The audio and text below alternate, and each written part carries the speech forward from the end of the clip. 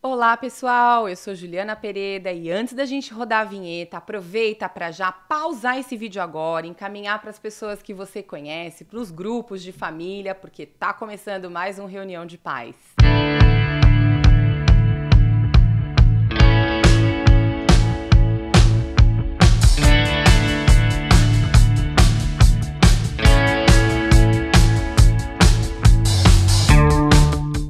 Muito bom, e hoje, para o primeiro Reunião de Pais de 2025, eu estou aqui com a Sheila Mantovani, que é cristã, católica, mãe de 3 filhos, ela é divorciada, formada em letras, secretariado e atualmente estudando pedagogia.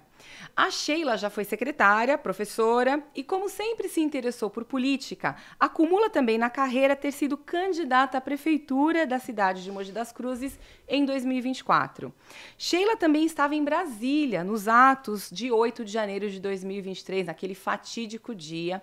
E a gente vai conversar também sobre isso 2 anos depois, agora em 2025, não só sobre 8 de janeiro, mas sobre a vida e sobre a história dela. É isso, bem-vinda, Sheila. Obrigada, Juliana.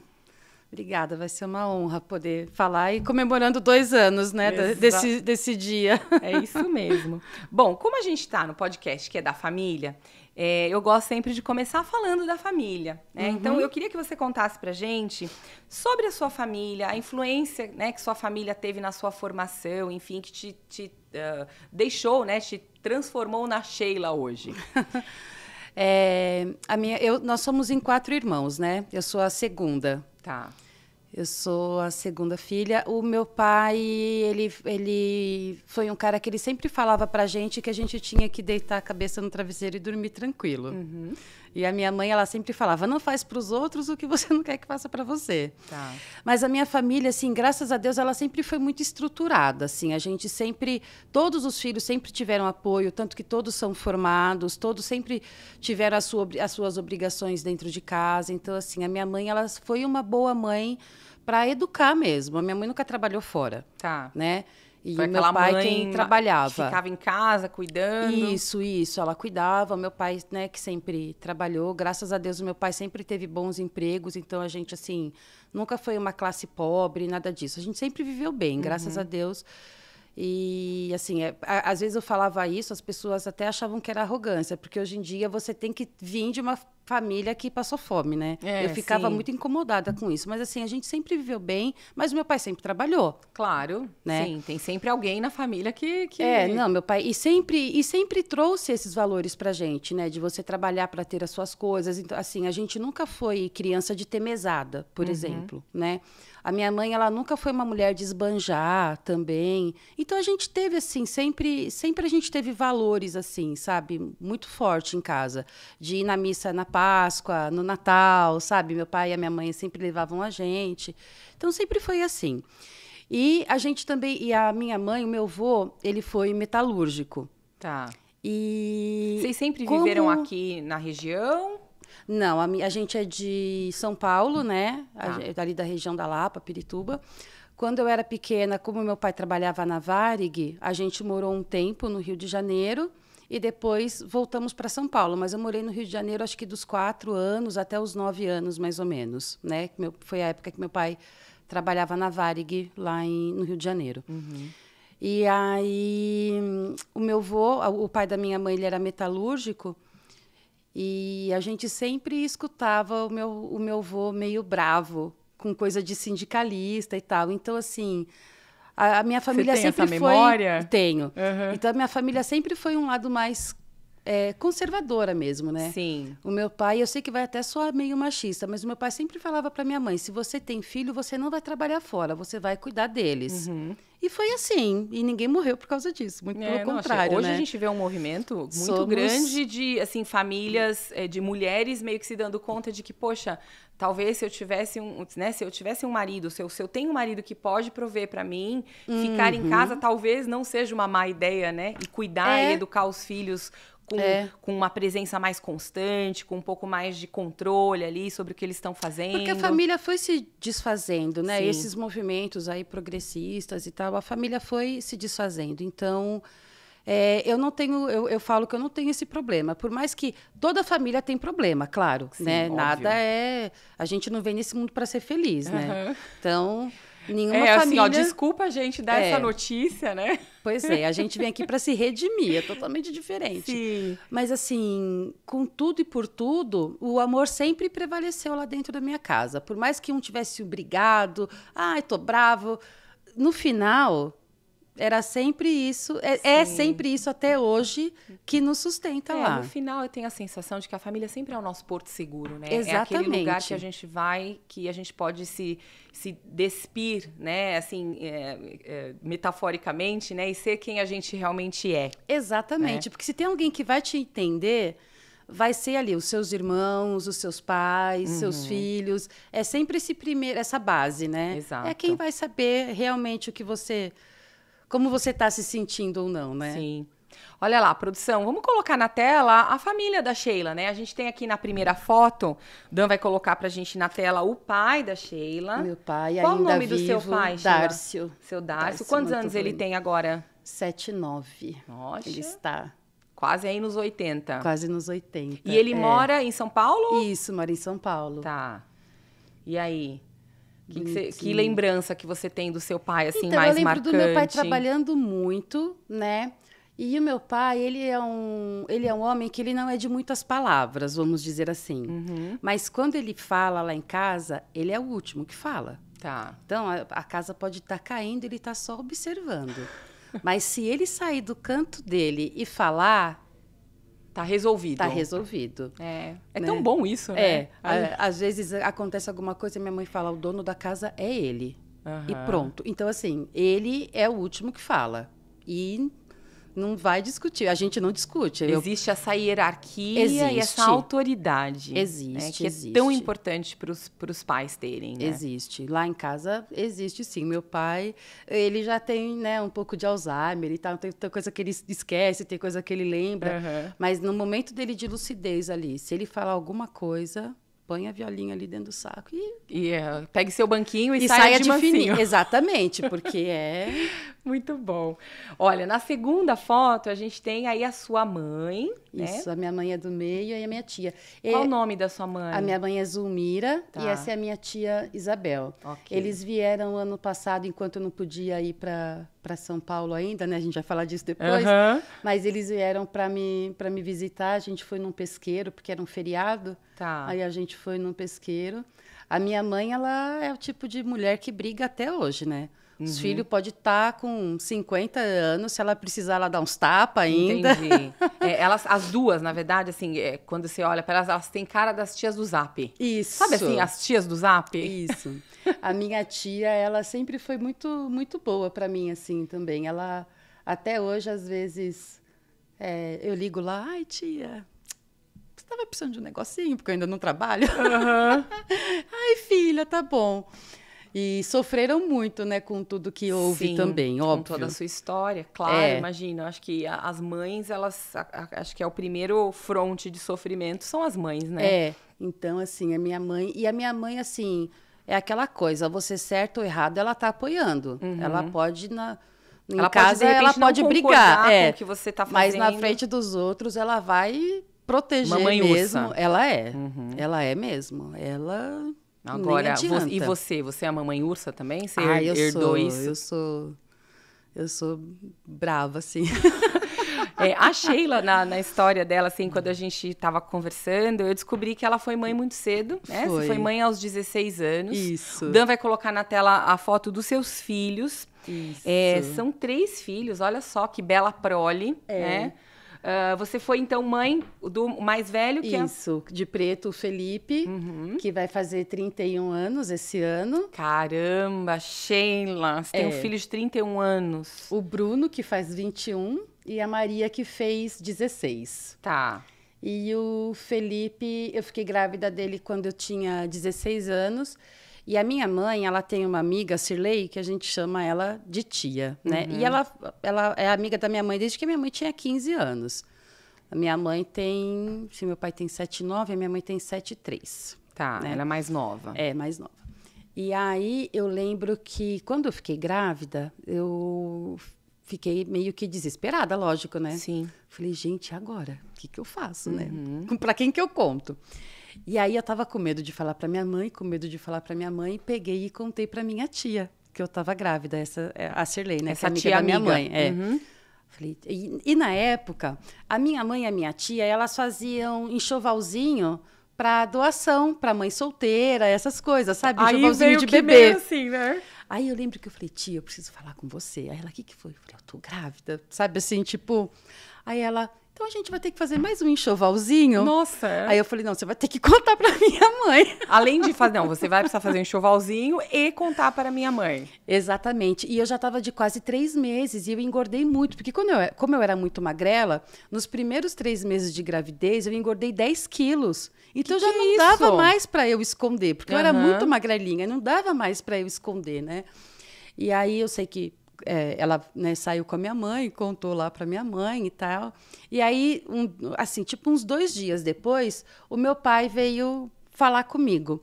Nossa, e eu lembro como se fosse hoje. Eu estava assim na cozinha e em casa a gente tem mania de tomar café da tarde. Eu estudava de manhã e tem mania de tomar café da tarde. Aí meu pai chegou do trabalho, sei lá. Falei, filha, tudo bem? Falei, tudo. A mãe me falou que a gente vai ter mais uma criancinha em casa. Aí eu já comecei a chorar, né? Eu fiquei eu não. Aí ele falou assim, filha, você acha que eu não percebi? Olha o tamanho que você tá, o tamanho que tá os seus peitos. Você ia ficar segurando até quando? O seu irmãozinho já tá com 7 anos, já fazia tempo que a gente tava sem criança aqui, né? Eu não acredito. Precisa de um bebê. Nossa, eu chorava. Não sei se era um choro assim de felicidade era misturado com alívio, né? Porque assim, a gente assim pensando, né, se colocando no lugar do adolescente, o desespero que não deve dar. E o quanto que jovens grávidas sofrem sem apoio da família acabam encaminhando para um aborto, né? E não se dão conta do mal que isso pode, né? Do trauma que isso pode causar na vida, né? A gente até se encontrou lá no contexto da Semana em Defesa da Vida, né? Eu só queria que você deixasse assim, reforçasse qual a importância da família de abraçar uma jovem que passa por uma situação dessa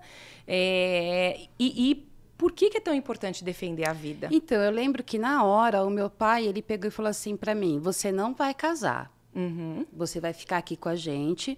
E eu lembro até hoje que tanto ele quanto a minha mãe falaram assim, se você estiver andando na rua e alguém olhar torto porque você está grávida, lembre-se que você tem casa, você tem pai, você tem mãe. E a gente cuida de você. Então, é óbvio que não é dar conta das outras pessoas o que está acontecendo com você. Exatamente. E é óbvio que isso foi importante, né? Porque eu não casei. E eu acho que nem é esse o caso. E o pai do Felipe? Eles se veem, eles se dão bem. Eu não tenho... Assim, no começo foi óbvio, conturbado, porque eu tinha 16, ele tinha 18. Mas depois as coisas vão se acertando, né? Sim. Porque todo mundo era muito novo, muito imaturo. E depois as coisas vão se acertando. Ele conversa com o pai, ele sempre vê o pai dele e tudo. É claro que nem sempre foi assim, teve alguns desentendimentos, mas no final Deus vai ajustando tudo do jeito vai conduzindo, que tem que ser, né? Ainda mais quando você escolhe ficar do lado da vida, né? Exatamente. Não é? Exatamente, falou tudo. Porque foi difícil, né? Mas assim... não dá para romantizar uma circunstância como essa. Não. E aí eu peguei e aí nesse meio todo, a minha mãe e o meu pai falaram o seguinte, você não vai casar, você vai ficar aqui. Se vocês quiserem continuar namorando, ok. Mas eu sei que se você casar, daqui 2 anos você volta para casa com um no colo e outro na barriga, o que vai ser pior para você, porque você vai estudar. E foi isso realmente que aconteceu. Obviamente o namoro não deu certo, tive o Felipe lá, né, em casa, tudo bonitinho, tranquilo. E aí trabalhei, fui, né, obviamente, vivendo a vida. Então, assim, a minha mãe e meu pai sempre dando esse do meu lado. E você seguiu estudando, sempre eles te ajudando lá a cuidar do Felipe? Sim, tanto que o Felipe mora com a minha mãe até hoje, né? E aí ele chama ela de mãe, porque óbvio, né? Mãe, o pai. Sim. Aí ele me vê, às vezes ele me chama de mãe, às vezes é às vezes é Sheila. Mas, assim, eu acho que por tudo que aconteceu, eu acho que a relação, ela conseguiu ficar bem tranquila, bem saudável. Podia ser pior, porque sempre pode ser pior, né? Ah, sim, sempre pode. O Felipe, às vezes, tem meio que uns traumas, mas, assim, aí é coisa que ele tem que resolver com traumas, ele. mas de alguém que está aqui vivo, né? Para ter os traumas. Exatamente, É exatamente. Porque quando você fica grávida com 16 anos, a primeira coisa que o namorado vai falar é o quê? Tira, não quero. Sim. Né? E é claro que eu escutei isso. E eu nem levo isso em consideração de maldade ou de... Assim, é um momento de desespero. Mas, né, na hora...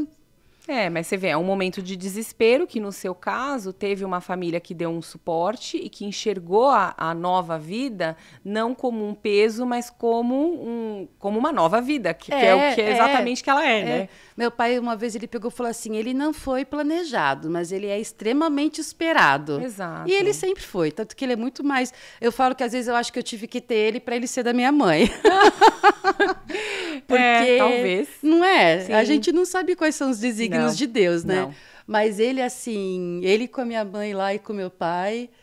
E ele cuida muito dos irmãos, assim. Sim, ele é o irmãozão mais velho, né? Ele é o mais outros, velho. Porque você vê, o seu segundo filho veio quando ele já tinha 10 anos. Isso. Uhum. E quando a Maria nasceu, ele tinha 15. Então, nossa. Então, ele é o irmãozão mais velho. Super protetor dos irmãos. Né? Muito É. bom. Aí, na sequência de fotos, a gente tem mais uma que é com a sua sobrinha. Eu imagino que seja um xodózinho, né? Que você escolheu para mostrar. A Mariana. Então, quando eu fiquei fora, né? Quando eu fiquei em Brasília, ela teve bastante problemas, assim, na escola, de ficar agressiva, né? Tá. E aí... Ela tá com quantos anos, a Mariana? Ela tá com 8. Vai fazer 9 em janeiro. Finalzinho de janeiro. Ela sentiu sua falta. Sentiu. Porque, assim, é o que eu falo.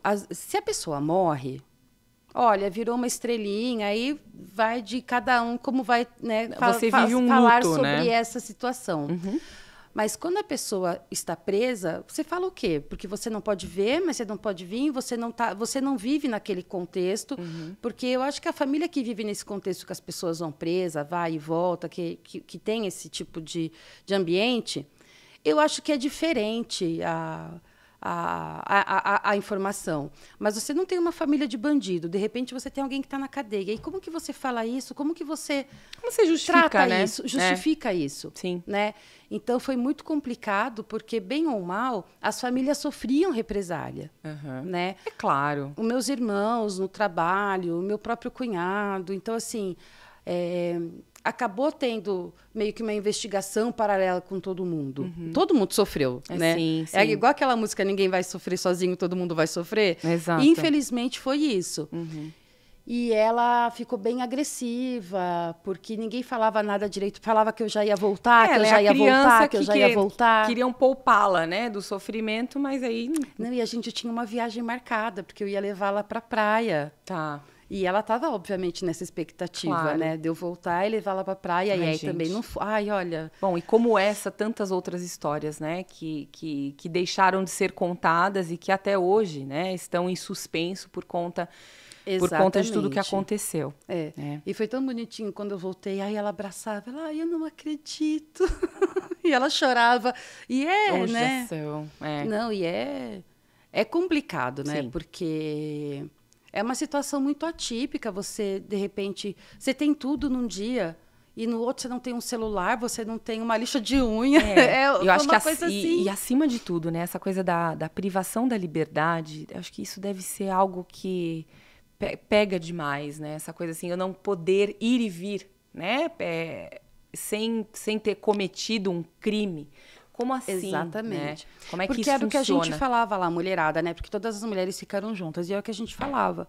Se eu tivesse com o meu carro, bebido, e feito alguma coisa, né? Algum crime ali, você passou, sei lá, bateu, matou alguém, você está preso, você sabe por que você está lá. E as pessoas que estão fora têm o argumento. Nossa, de repente, né, para minha sobrinha, sua tia bateu o carro, machucou alguém e agora não dá. Mas não era o caso, porque, sim, não tinha data para sair. Não, foi totalmente assim, ilegal. Ilegal, aleatório. Né? Foi tudo atípico. E sem explicações. Então, assim, isso que é o que deixa a gente mais consternado, mesmo e preocupado, porque, enfim, num país que diz que a gente tem liberdade, né, para dar a nossa opinião e nos expressar, né, a livre manifestação do pensamento. Como é que fica? Né? É o que eu falo, vai chegar em todo mundo. Sim. Lutem, porque vai chegar em todo mundo. Exatamente, Obrigada, Dan. Pode tirar da tela a Mari aí com a Sheila. Agora, a sua família, ela é de São Paulo, certo? Isso. Como é que você veio parar aqui em Mogi? Então, assim, conta esse movimento aí, então, de... você foi mãe, jovem, continuou lá com a família, estudou, e aí você estudou secretariado, virou secretária e veio para Mogi. Como é que veio? Não, então, eu me casei com 23 anos, né? Depois com uma outra pessoa, que não é o pai do Felipe, é o pai do Bruno e da Maria. Nós nos casamos, eu estudava ainda, fazia o secretariado. Aí a gente morou... um tempo fora do Brasil, porque ele tinha, né, chamado para fazer um trabalho. Aí eu morei mais ou menos 1 ano com ele em Israel, aí voltamos. Poxa, você foi morar em Israel. Logo lá, né? Olha isso. Aí a gente morou lá. E aí, quando nós voltamos, ele, né, trabalhando ali na área dele e tal, ele foi chamado para... Ele trabalhava numa empresa que prestava serviço para uma empresa aqui de Mogi das Cruzes, na área automotiva. Tá. E aí... essa empresa chamou ele para trabalhar, né? Para ele deixar ali e vir para cá. E aí a gente morava lá em São Paulo e ele vinha todo dia aqui para Mogi de trem e tal. E fica, obviamente, cansativo. Aí a Maria era pequenininha, a Maria tinha acho que uns 7, 8 meses. Aí eu falei, putz, vamos mudar para Mogi. Vamos ficar mais perto, vamos morar lá. E aí eu lembro que eu vim aqui, conheci Mogi... E falei, é calmo, né? Sempre explica que é calmo. Bom, é mais calmo que São Paulo, né? É bem mais calmo que São Paulo. E na época, isso há 15 anos atrás, era bem mais calmo do que é hoje, você sabe. Eu também não sou de Mogi, eu vim pra cá há 18 anos, então, sim, mais ou menos na mesma época. Era bem mais calmo. A estrada nem era duplicada, tava em fase de duplicação, sim. Isso.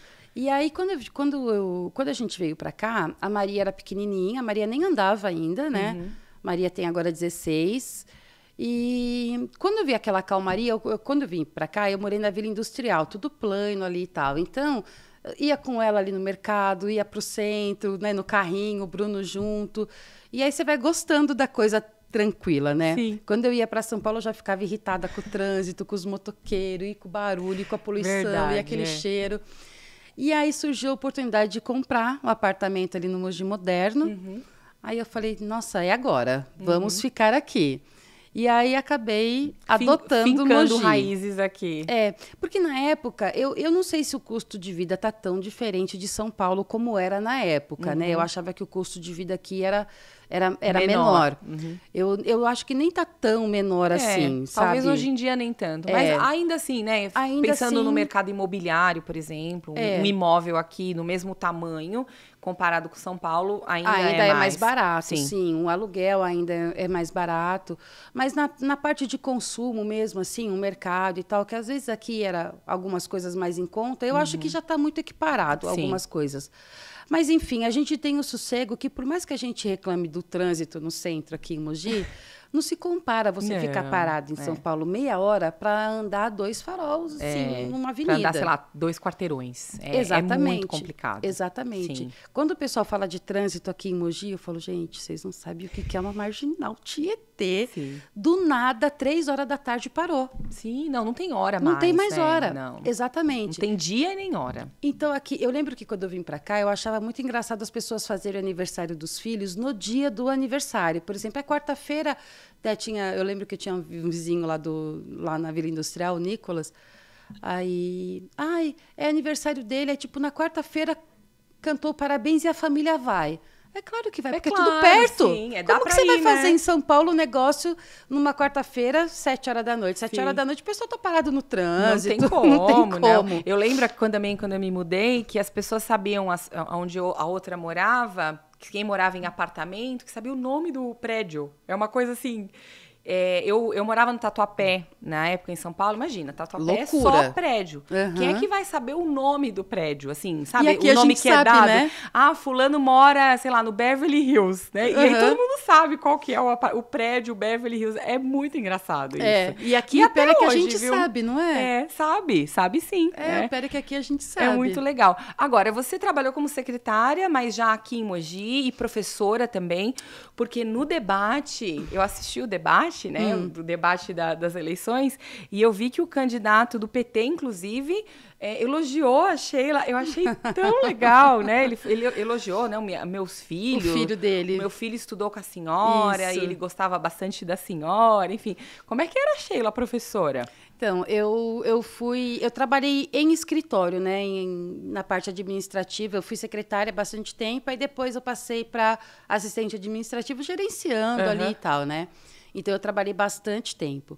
Aí, fiquei cansada de escritório. Apesar de eu ter flexibilidade de trabalhar remoto e em São Paulo, eu queria lecionar, eu queria trabalhar lecionando, eu queria lecionar. E eu sempre quis lecionar. Mas eu acho que nunca é a hora, né? As coisas vão acontecendo. E aí, o Bruno, ele estudava no Enedina e ele começou a vir para casa com umas ideias meio estranhas, porque ele era aluno da Inês Paz. E aí Pra quem não conhece, né, aqui o universo Mogi das Cruzes, Inês Paz é uma vereadora, né? Isso. Do PT, enfim, do PSOL. Do PSOL, não. Então tudo pode piorar, do PSOL. Então ela é do PSOL, que é bem da ala mais comunista, né? Ideológica, falando. Mas aí o que aconteceu? O Bruno chegou em casa, eu não lembro se ele estava no 7º, no 8º ano, ele falou, mãe, a minha professora tirou licença porque ela está indo para a Rússia comemorar a Revolução Russa, 100 anos da Revolução Russa. Caramba! Falei, como assim? A minha professora, ela já foi vereadora. Aí eu fui pesquisar. Sim, óbvio. Aí eu vi o porquê que ela saiu do primeiro mandato e tudo mais. E vi quem era ela. E eu já queria fazer letras, né? E aí vi o que o meu filho estava trazendo para casa. E não só o meu filho, outras crianças. Que ano? Acho que foi 100 anos da Revolução Russa. O Bruno está com 21, ele devia estar... 2017, talvez? 1917. Não foi 17? Tá. E aí, enfim... Então, é relativamente recente, né?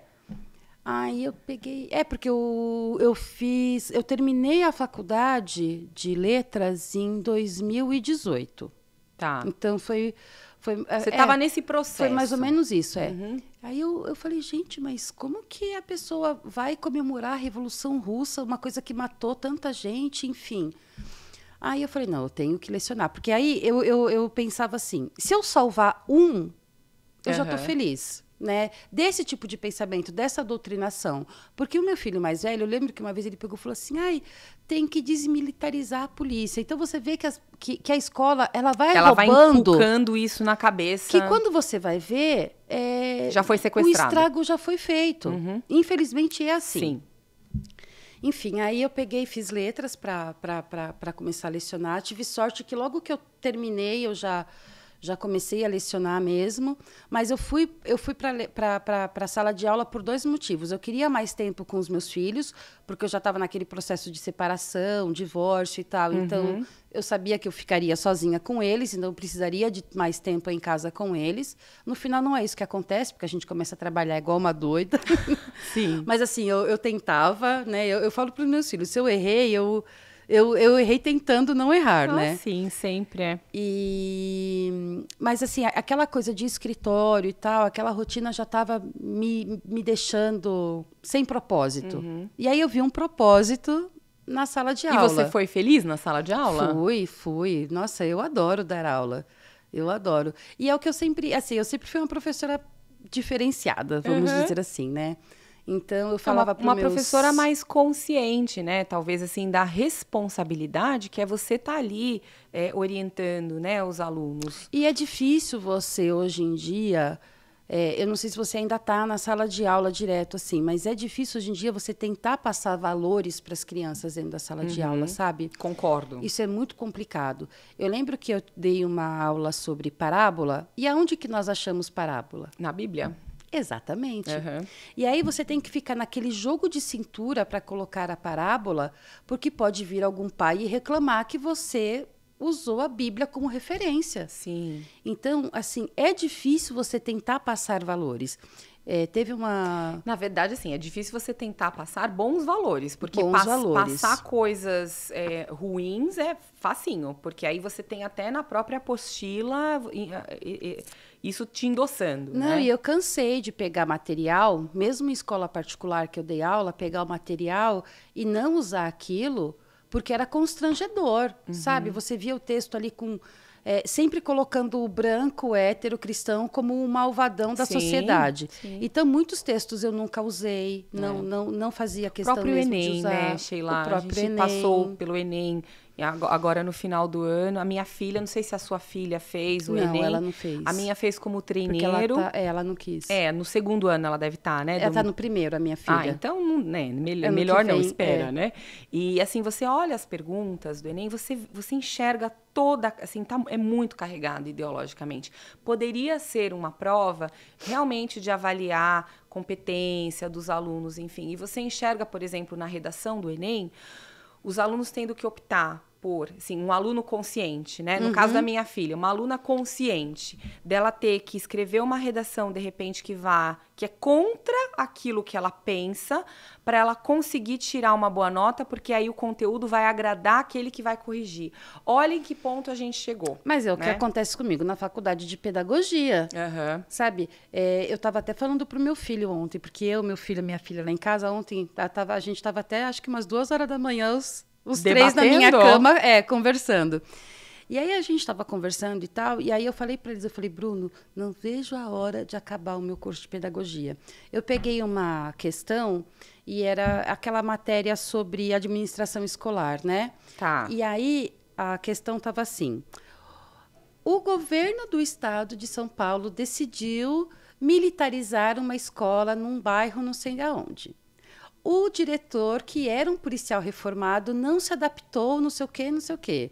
Você concorda? É tudo tão subjetivo, como quem diz subjetivo assim... Subjetivo e orientando, guiando.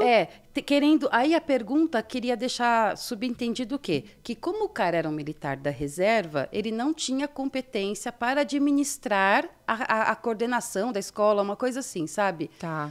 E aí você tem que ler aquilo e você tem que responder o que o cara quer que você responda. Gente, isso é péssimo. Então, assim, a pedagogia ela tem que melhorar muito. Quando eu estava como candidata a prefeita, eu sempre falava da educação, primeiro, mudar a alfabetização dos nossos alunos. Eu sou totalmente contra o letramento, não gosto. Não adianta, o letramento ele pode funcionar para adulto, mas para criança tem que ser o fonético e o silábico e pronto. É a cartilhinha... O bom e velho caminho suave. Exatamente isso. Método fônico, né? Exatamente. Então, assim, tem que voltar a isso. E outra, se os pais hoje em dia tivessem consciência de pegar aquele documento do CONAI que aconteceu e ler, não precisa ler tudo, não. Lê alguns trechos.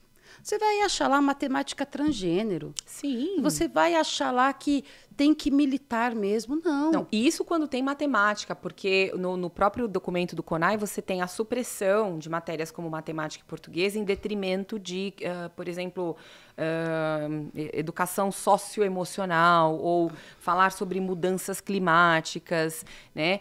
A gente aqui no podcast, Sheila, a gente tem 2 episódios que falam exatamente sobre isso, com a doutora Inês Guerra e com a doutora Adriana Marra, advogada, que elas atuam lá em Brasília mesmo, nas comissões de educação, enfim. Vale a pena assistir, procura lá, doutora Adriana Marra e professora Inês. Não, e os pais têm que ir atrás disso, porque é deplorável. Sabe, é muito chato, atualmente... Não ter na escola do seu filho e da sua filha um dia das mães, um dia dos pais. Então, quando eu decidi pegar essa trilha assim da educação, foi para tentar realmente trazer esses valores, sabe? Porque os meus filhos, eu ia nas festinhas e agora, não pode ter por causa disso, por causa daquilo, sempre vem do todo minoria. Mundo cheio de dedos, né? E aí... Sabe? A minoria se impondo sobre a grande maioria. O tempo todo. Não que a gente não vá respeitar as minorias, e é muito pelo contrário, né? Porque a gente ensina os nossos filhos a respeitar Agora, você fazer compartimentos, recortar... É aquela coisa de separar, né? Dividir para conquistar. O Bruno, ele tem um grau de autismo, mas é um grau de autismo leve. Tá. Então, o Bruno, ele não gosta de barulho, né? Tem algumas situações assim que você vê que ele fica irritado. E aí eu lembro que quando ele estava no ensino médio, o diretor, que era meu amigo, né? As pessoas talvez aí conheçam o Marcelo Fialho, ele falou assim, Xê, faz o laudo dele. Eu falei, eu não vou fazer porque ele não é diferente. Ele não vai ser laudado. Ele vai... Aí eu lembro que em casa eu falei, Bruno, você vai ter que se adaptar ao mundo. Você me desculpa, filho. Porque assim, Mas o laudo, não ele tem funciona como até um mundo. certo ponto, né? Isso é não funciona, Juliana. Dentro Isso da escola, talvez? Isso é, assim, uma aberração. Você acha? Eu acho. Para os casos leves, você quer dizer? Eu acho que para qualquer caso, ou você tem a sala especial para esses alunos, né? Que aí, obviamente, você vai ter uma educação diferenciada, do que essa enganação de você ter um laudado dentro da sua sala de aula, que você não pode dar uma nota baixa, você não pode chamar atenção, você não pode ensinar, porque a criança não compreende. Sim. Então, eu acho que essa coisa de inclusão, hoje em dia, é para inglês ver. Eu tive alunos no 9º ano que não eram nem alfabetizados, mas era laudado, então você vai passando, Sim. vai passando, vai passando. O que eu estou fazendo de bem para essa criança? Antigamente, quando tinha a tal da salinha especial, que os pedagogos hoje em dia acham que isso é uma aberração, as crianças, elas... eu acho que assim, a escola, ela tem que te preparar para o mercado de trabalho. Né? Para a vida, a sua família te dá isso daí, né? Teoricamente, sua família tem que te ajudar, né? Com criação de valores, exatamente. Enfim, mas a escola faz o quê? A escola, para essas crianças que têm algum tipo de necessidade especial, ela tem que prover para essa criança uma vida com mais qualidade. Então, eu tenho uma criança dessa, se eu ensinar ela a pegar um ônibus, a ler, a compreender, a pegar um troco, porque tem criança que eu sei que vai ter um desempenho diferente, melhor, obviamente, mas a gente sabe que tem pessoas que são mais limitadas. Então, como que eu quero, dentro de uma sala de aula, por exemplo, no 9º ano, como que eu quero, dentro de uma sala de aula, com uma criança que é especial, que ela tenha o mesmo desempenho de quem não é? E isso gera um mal-estar para o professor. Porque acaba você não gerando, pode chamar atenção. Para os próprios colegas, né? E aí você tem pai e mãe que acha que o filho dele vai ser o Einstein, querida. Não vai ser, calma. Então, a escola hoje em dia tem muito problema com isso. Porque não é porque o seu filho tem um laudo que ele vai ser bem sucedido. Sim. E as mães hoje em dia confundem isso, porque elas acham que aquele monte de terapeuta que ela traz para o filho dela, porque o filho dela às vezes tem alguma deficiência intelectual, vai mudar e não vai. Você melhora a vida da criança. E eu acho que isso está se perdendo muito. Então, eu falei isso para o meu filho. É um desespero muito grande por laudo. Né? E aí eu falei para o meu filho, né? Não que o meu filho fizesse questão, porque ele também, né? A criação é diferente. Mas assim, eu falei para ele, Bruno, você vai ter que se adaptar ao mundo. O mundo tem barulho, o mundo vai ter pressão, o mundo tem sol, ele não gosta de sol, né? O mundo tem sol. Então, assim, eu falo para ele, você vai ter que ver um jeito de você conviver com essas coisas que, infelizmente, incomodam você. E individualmente amenizar isso para que você consiga levar adiante. Né? É o que ele faz. É a forma mais realista, na verdade, não é? de encarar um problema. Então, assim, ele não tem problema nenhum. Você não pode envolver o mundo num plástico bolha, né? Pro seu filho. Não tem como. Não tem como. E o que tem de família fazendo isso é absurdo. E é o que eu falo para eles, gente. Vocês têm que se inserir no mundo e conquistar o espaço de vocês. É isso. Nada vai vir de mão beijada, né? Aí, ó, fica a dica aí às famílias que estão nos assistindo, né? Agora, você, Sheila, tá me contando aí que lá por volta do centenário da Revolução Russa, que isso foi um fato que te chamou a atenção, né? No caso do Bruno, né? Que te contou.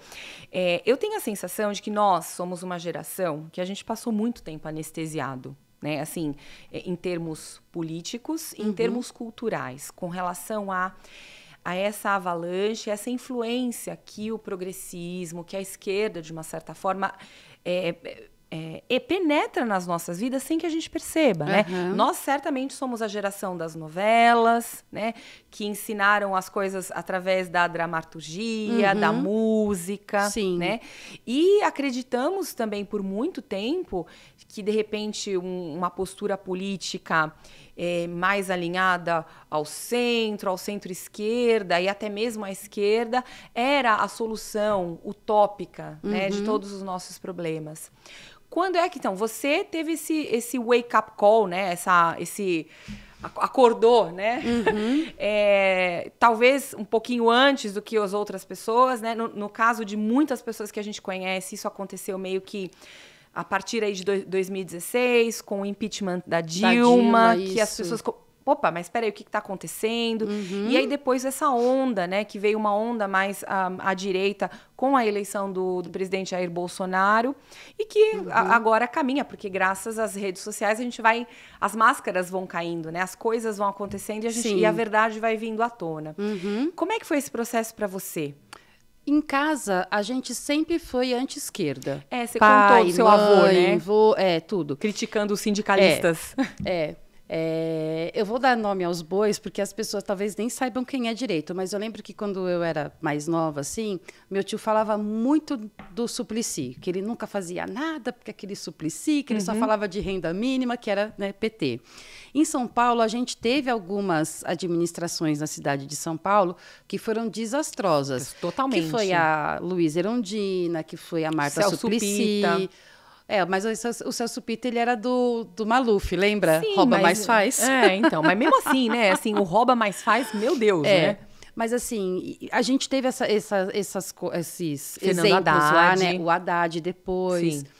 Então, assim, os meus dois tios, eles prestaram serviço militar, né? Então já tem uma visão diferente. Sim. O meu pai não, porque o meu pai era filho único, então o meu pai não foi, e o meu irmão mais velho também não foi por causa do óculos e tal. Mas, assim, a gente sempre teve esse tipo de referência em casa mais à direita. Então, quando as pessoas conheceram, por exemplo, Bolsonaro ou Enéas, eu já via esse povo com outros olhos. Gente, por causa do meu pai, da minha mãe. Mesmo na época do Enéas? Mesmo na época do Enéas, porque o meu pai, ele falava assim, eu lembro que meu pai falava assim, pena que esse homem não tem espaço, porque ele é inteligente, viu? Pois é. E a gente tudo achando que Enéas era doidão. Então a gente, assim, em casa, a gente tinha, né, uma visão. A minha mãe, em 64, que ela tinha, sei lá, 10 anos, um pouco menos, ela lembra dos tanques na rua, indo para casa. E da minha avó feliz, porque as coisas estavam caminhando para o que ela achava que era o correto, porque ninguém queria que o Brasil virasse Cuba. Alguém estava colocando ordem, né? Exatamente. E quando você fala isso, nossa, mas é ditadura, gente. Foi um regime militar. E aí, quando eu era questionada, né, sobre ditadura... E que teve data para acabar e que anistiou, né, um regime militar que anistiou muitas pessoas. Então, quando as pessoas, né, falam comigo sobre isso, eu falo assim, escuta, me fala o nome de um ditador brasileiro. Não tem. Sim. Mas, assim, um ditador militar, você quer dizer? Qualquer um. A gente nunca teve. A gente teve a ditadura ali da era Vargas, mas... eu já ia falar de Getúlio Vargas, sim, né? Mas se você for comparar com outros lugares, primeiro que, né, obviamente tiraram ele e tudo mais, mas assim... a gente nunca teve um ditador no Brasil. A gente pode ter agora, mas não tínhamos antes, entendeu? Sim. Então, as pessoas... eu escutei, acho que foi... Para você era muito natural, então. Foi mais natural isso. O seu radar estava mais apurado. Antenado, Só que eu falo, o pessoal de direita se preocupa em trabalhar, pagar boleto, cuidar dos filhos, cuidar da casa, comprar o carro, comprar a casa, entendeu? O pensamento mesmo mais de cuidar do indivíduo. E eles foram realmente tomando posição. E é muito triste, porque as pessoas foram deixando isso acontecer, né? Quando eu falava consciente ou muito inconscientemente. Né? Foi um trabalho de formiguinha que agora a gente tem que fazer, esse trabalho de formiguinha. Se você tentar ser revisora de um livro do MEC, por exemplo, eu tentei. Eu até cheguei a prestar algum tipo de serviço. Mas é tanta burocracia, tanta burocracia, que é só para eles. Sim, eles estão instalados, assim, é o que você disse, eles fizeram, a esquerda fez um excelente trabalho, né? De se posicionar no governo, e no estamento, né? Na máquina, no sistema. Nossa. E que dificulta bastante, né? Um trabalho que vá fazer um contraponto ao trabalho deles. Né? Até mesmo as nossas cores, né? Desde quando vestir a bandeira vestir a camisa do nosso país deixou de, assim, virou você demonstrar um crime. Virou um crime ou você se posicionar, de repente, no partido? Como é que isso foi acontecer, né? Como que as pessoas deixaram isso, né? Exatamente. E você vê que a máquina, ela vai, né? Ela vai, não. E ela tá bem e ela é cruel. Sim. E ela não funciona só, né, no executivo, né, nos órgãos de governo executivo. Elas estão em todos os lugares, né? No judiciário também, especialmente, né?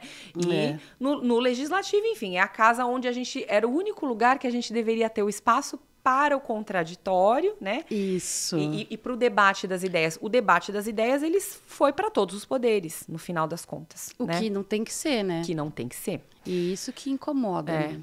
Bom, vamos lá mergulhar em 8 de janeiro? Vamos. Já tá na hora, já. Então, conta pra gente essa história do 8 de janeiro. Porque, para quem não sabe, a Sheila, ela estava lá em Brasília no dia 8 de janeiro de 2023. E ela, enfim, pode contar essa história em primeira pessoa, né? Bom, como todo mundo sabe, né, tivemos as eleições lá em 2022 e eu, como muitos brasileiros, a gente ficou indignado com aquelas arbitrariedades do judiciário, né, do TSE em relação ao Bolsonaro. E eu costumo falar o seguinte, eu apoio sim Bolsonaro, eu apoio as ideias de Bolsonaro e eu acho que ele resgatou coisas que a gente só estava ali adormecido, né? É aquela coisa, a gente segue o líder e eu sigo o líder. Eu não tenho vergonha nenhuma disso, muito pelo contrário, porque ele respeita o que eu respeito, ele preza pelo que eu prezo, né? Que é Deus, pátria, família, liberdade. Os grandes valores, né? Então, assim, eu acho que o governo dele serviu para mostrar realmente quem é tirano e quem não é, quem é ditador e quem não é. Sim. Às vezes a gente fica bravo dele falar que respeitou as 4 linhas, mas no final, se ele não tivesse respeitado, como seria o dia depois, né? Sim, seria. Então, eu acredito muito nas estratégias dele. Enfim, fizemos aquele movimento na frente dos quartéis em todo o Brasil. Nas cidades. Aqui em Mogi das Cruzes esteve no tiro de guerra, né? Ficamos ali bastante tempo. E aí, quando surgiu a manifestação para o dia 8, foi uma coisa, é o que eu sempre falo, foi uma coisa muito orgânica. Um mandando mensagem para o outro, vamos para Brasília. Por quê? Porque a gente estava realmente indignado com o resultado da eleição. A gente queria uma resposta, sim, do Exército. Porque se o Exército é o poder ali moderador, nada melhor do que a gente contestar o Exército. Ok. Até porque falar com um legislativo naquela data nem tinha como, né? Estava em recesso, enfim. E aí, naquele momento, a ideia realmente era uma manifestação para paralisar Brasília. Qual que era a nossa ideia? Era ir para lá e ficar lá tipo uns 5, 6 dias. Meio como foi os caminhoneiros na outra ponta, mas naquela outra data, mas a nossa ideia era ficar lá e ter realmente uma resposta sobre o processo eleitoral, porque o Exército ele foi convidado para acompanhar, e é o que eu falo, o Exército ele não era auditor, né? Ele não estava fiscalizando, mas ele estava acompanhando. Sim. E aí as movimentações de um candidato e de outro, a gente tinha dúvida mesmo. Era um direito nosso ter dúvida do resultado e de contestar isso. De se manifestar com relação a essa dúvida. Porque a gente não tem até hoje uma contagem pública de votos. E é o que a gente luta também. Eu também acho que a gente precisa de um voto impresso. Sim, isso no âmbito do legislativo, né? Exatamente. Aí, fomos para lá e aí... Eu fui para a manifestação, eu fiz a caminhada até a Praça dos Três Poderes. Quando eu cheguei lá, eram umas 3h30, 4 horas da tarde, talvez, já estava tudo quebrado na frente. Só que quando a gente chegava, ali no Salão Verde, o vidro estava quebrado de dentro para fora. Tá. O vidro não estava quebrado de fora para dentro. E quando a gente estava chegando lá na manifestação, houve 2 cordões de revista. Então, você não passava lá com nada. Não que a gente tivesse, porque a gente também não tinha. Mas se você tivesse um desodorante spray, você era obrigado já a jogar fora ali. Tá. Então, ninguém chegou lá armado. Quando falam, ato antidemocrático, tentativa de golpe, a gente foi revistado. Não tem foto de tiozinho vendendo algodão doce. Exatamente, não tinha nada disso. Então, a gente chegou lá sem nada. E aí, é o que eu digo, quando a gente chegou lá, a polícia já estava ostensiva com todos. E é uma coisa, assim, surreal, porque nunca houve uma manifestação da direita de embate do manifestante Sim, com a polícia. isso é verdade, Na né? esquerda, não, eles quebram lixeira, quebra vidro, quebram não sei o que lá. As manifestações da direita, pelo menos, assim, das que eu também participei, assim, na Avenida Paulista, enfim, sempre muito ordeiras. Muito, né? Muito muito. limpas, inclusive. Todo mundo, as pessoas, a multidão, as pessoas pedindo perdão de se esbarrar uma nas outras. Esse era o mote, né? Exatamente. Então, nunca teve esse tipo de problema. E quando a gente viu aquela ostensiva da polícia, a Vocês gente já começou a desconfiaram. se questionar, porque assim, como que tá caindo bomba em cima da gente? Porque eu vi depois num livro que você que pelos tratados internacionais é proibido você dissipar uma manifestação com tiros de helicóptero. E eu nem sabia disso, né? Claro que não. Vocês estavam, assim, Óbvio. totalmente sem saber de nada, né? Produção, coloca na tela a foto 5, que é uma foto do dia 8 ali. Essa aí é já dentro do... Então, isso é dentro do Palácio do Planalto. E aí, o que acontece? Você vê que aqui são os manifestantes, né, ali. A polícia já estava ali, olha, com escudo e tal, né, que era a tropa de choque. E já estava ali tratando esses coitados... Como se fossem criminosos. Tá. E aí, o que acontecia? Essas pessoas entravam lá para fugir da bomba lá fora. Porque tinha criança, tinha muito idoso, né? Tanto que, assim, uma grande parte dos manifestantes, eles tinham mais de 60, 70 anos. Sim, que eram as pessoas que tinham disponibilidade até de tempo de ir para lá, né? As pessoas que estavam em frente aos quartéis. Tinha muita gente rezando o terço na frente do quartel, com Bíblia na mão. Isso. E aí, esse dia foi tudo muito, muito doido. Aí, Obrigada, produção, aí pela foto. E aí, o que aconteceu? A gente saiu de lá, de Brasília, a gente ficou lá e veio cavalaria. Foi tudo muito, assim, realmente atípico mesmo. Aí, eu e o pessoal que estava de Mogi, a gente falou, não, vamos voltar, né, pro QG, porque já estava todo mundo voltando mesmo. E tanto na ida quanto na volta... ali na avenida em Brasília, a gente foi escoltado o tempo todo pela polícia. Tá. Né?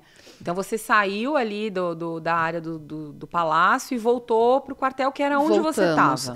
Que a gente estava no acampamento. Não só você, lá, né? E voltamos. Todo mundo estava com de você. Mogi, voltamos para lá. Aí a madrugada foi bem tensa, porque na madrugada ficava assim, a gente fica, a gente vai embora, o que vai acontecer? E como tinham pessoas ali comigo de mais idade...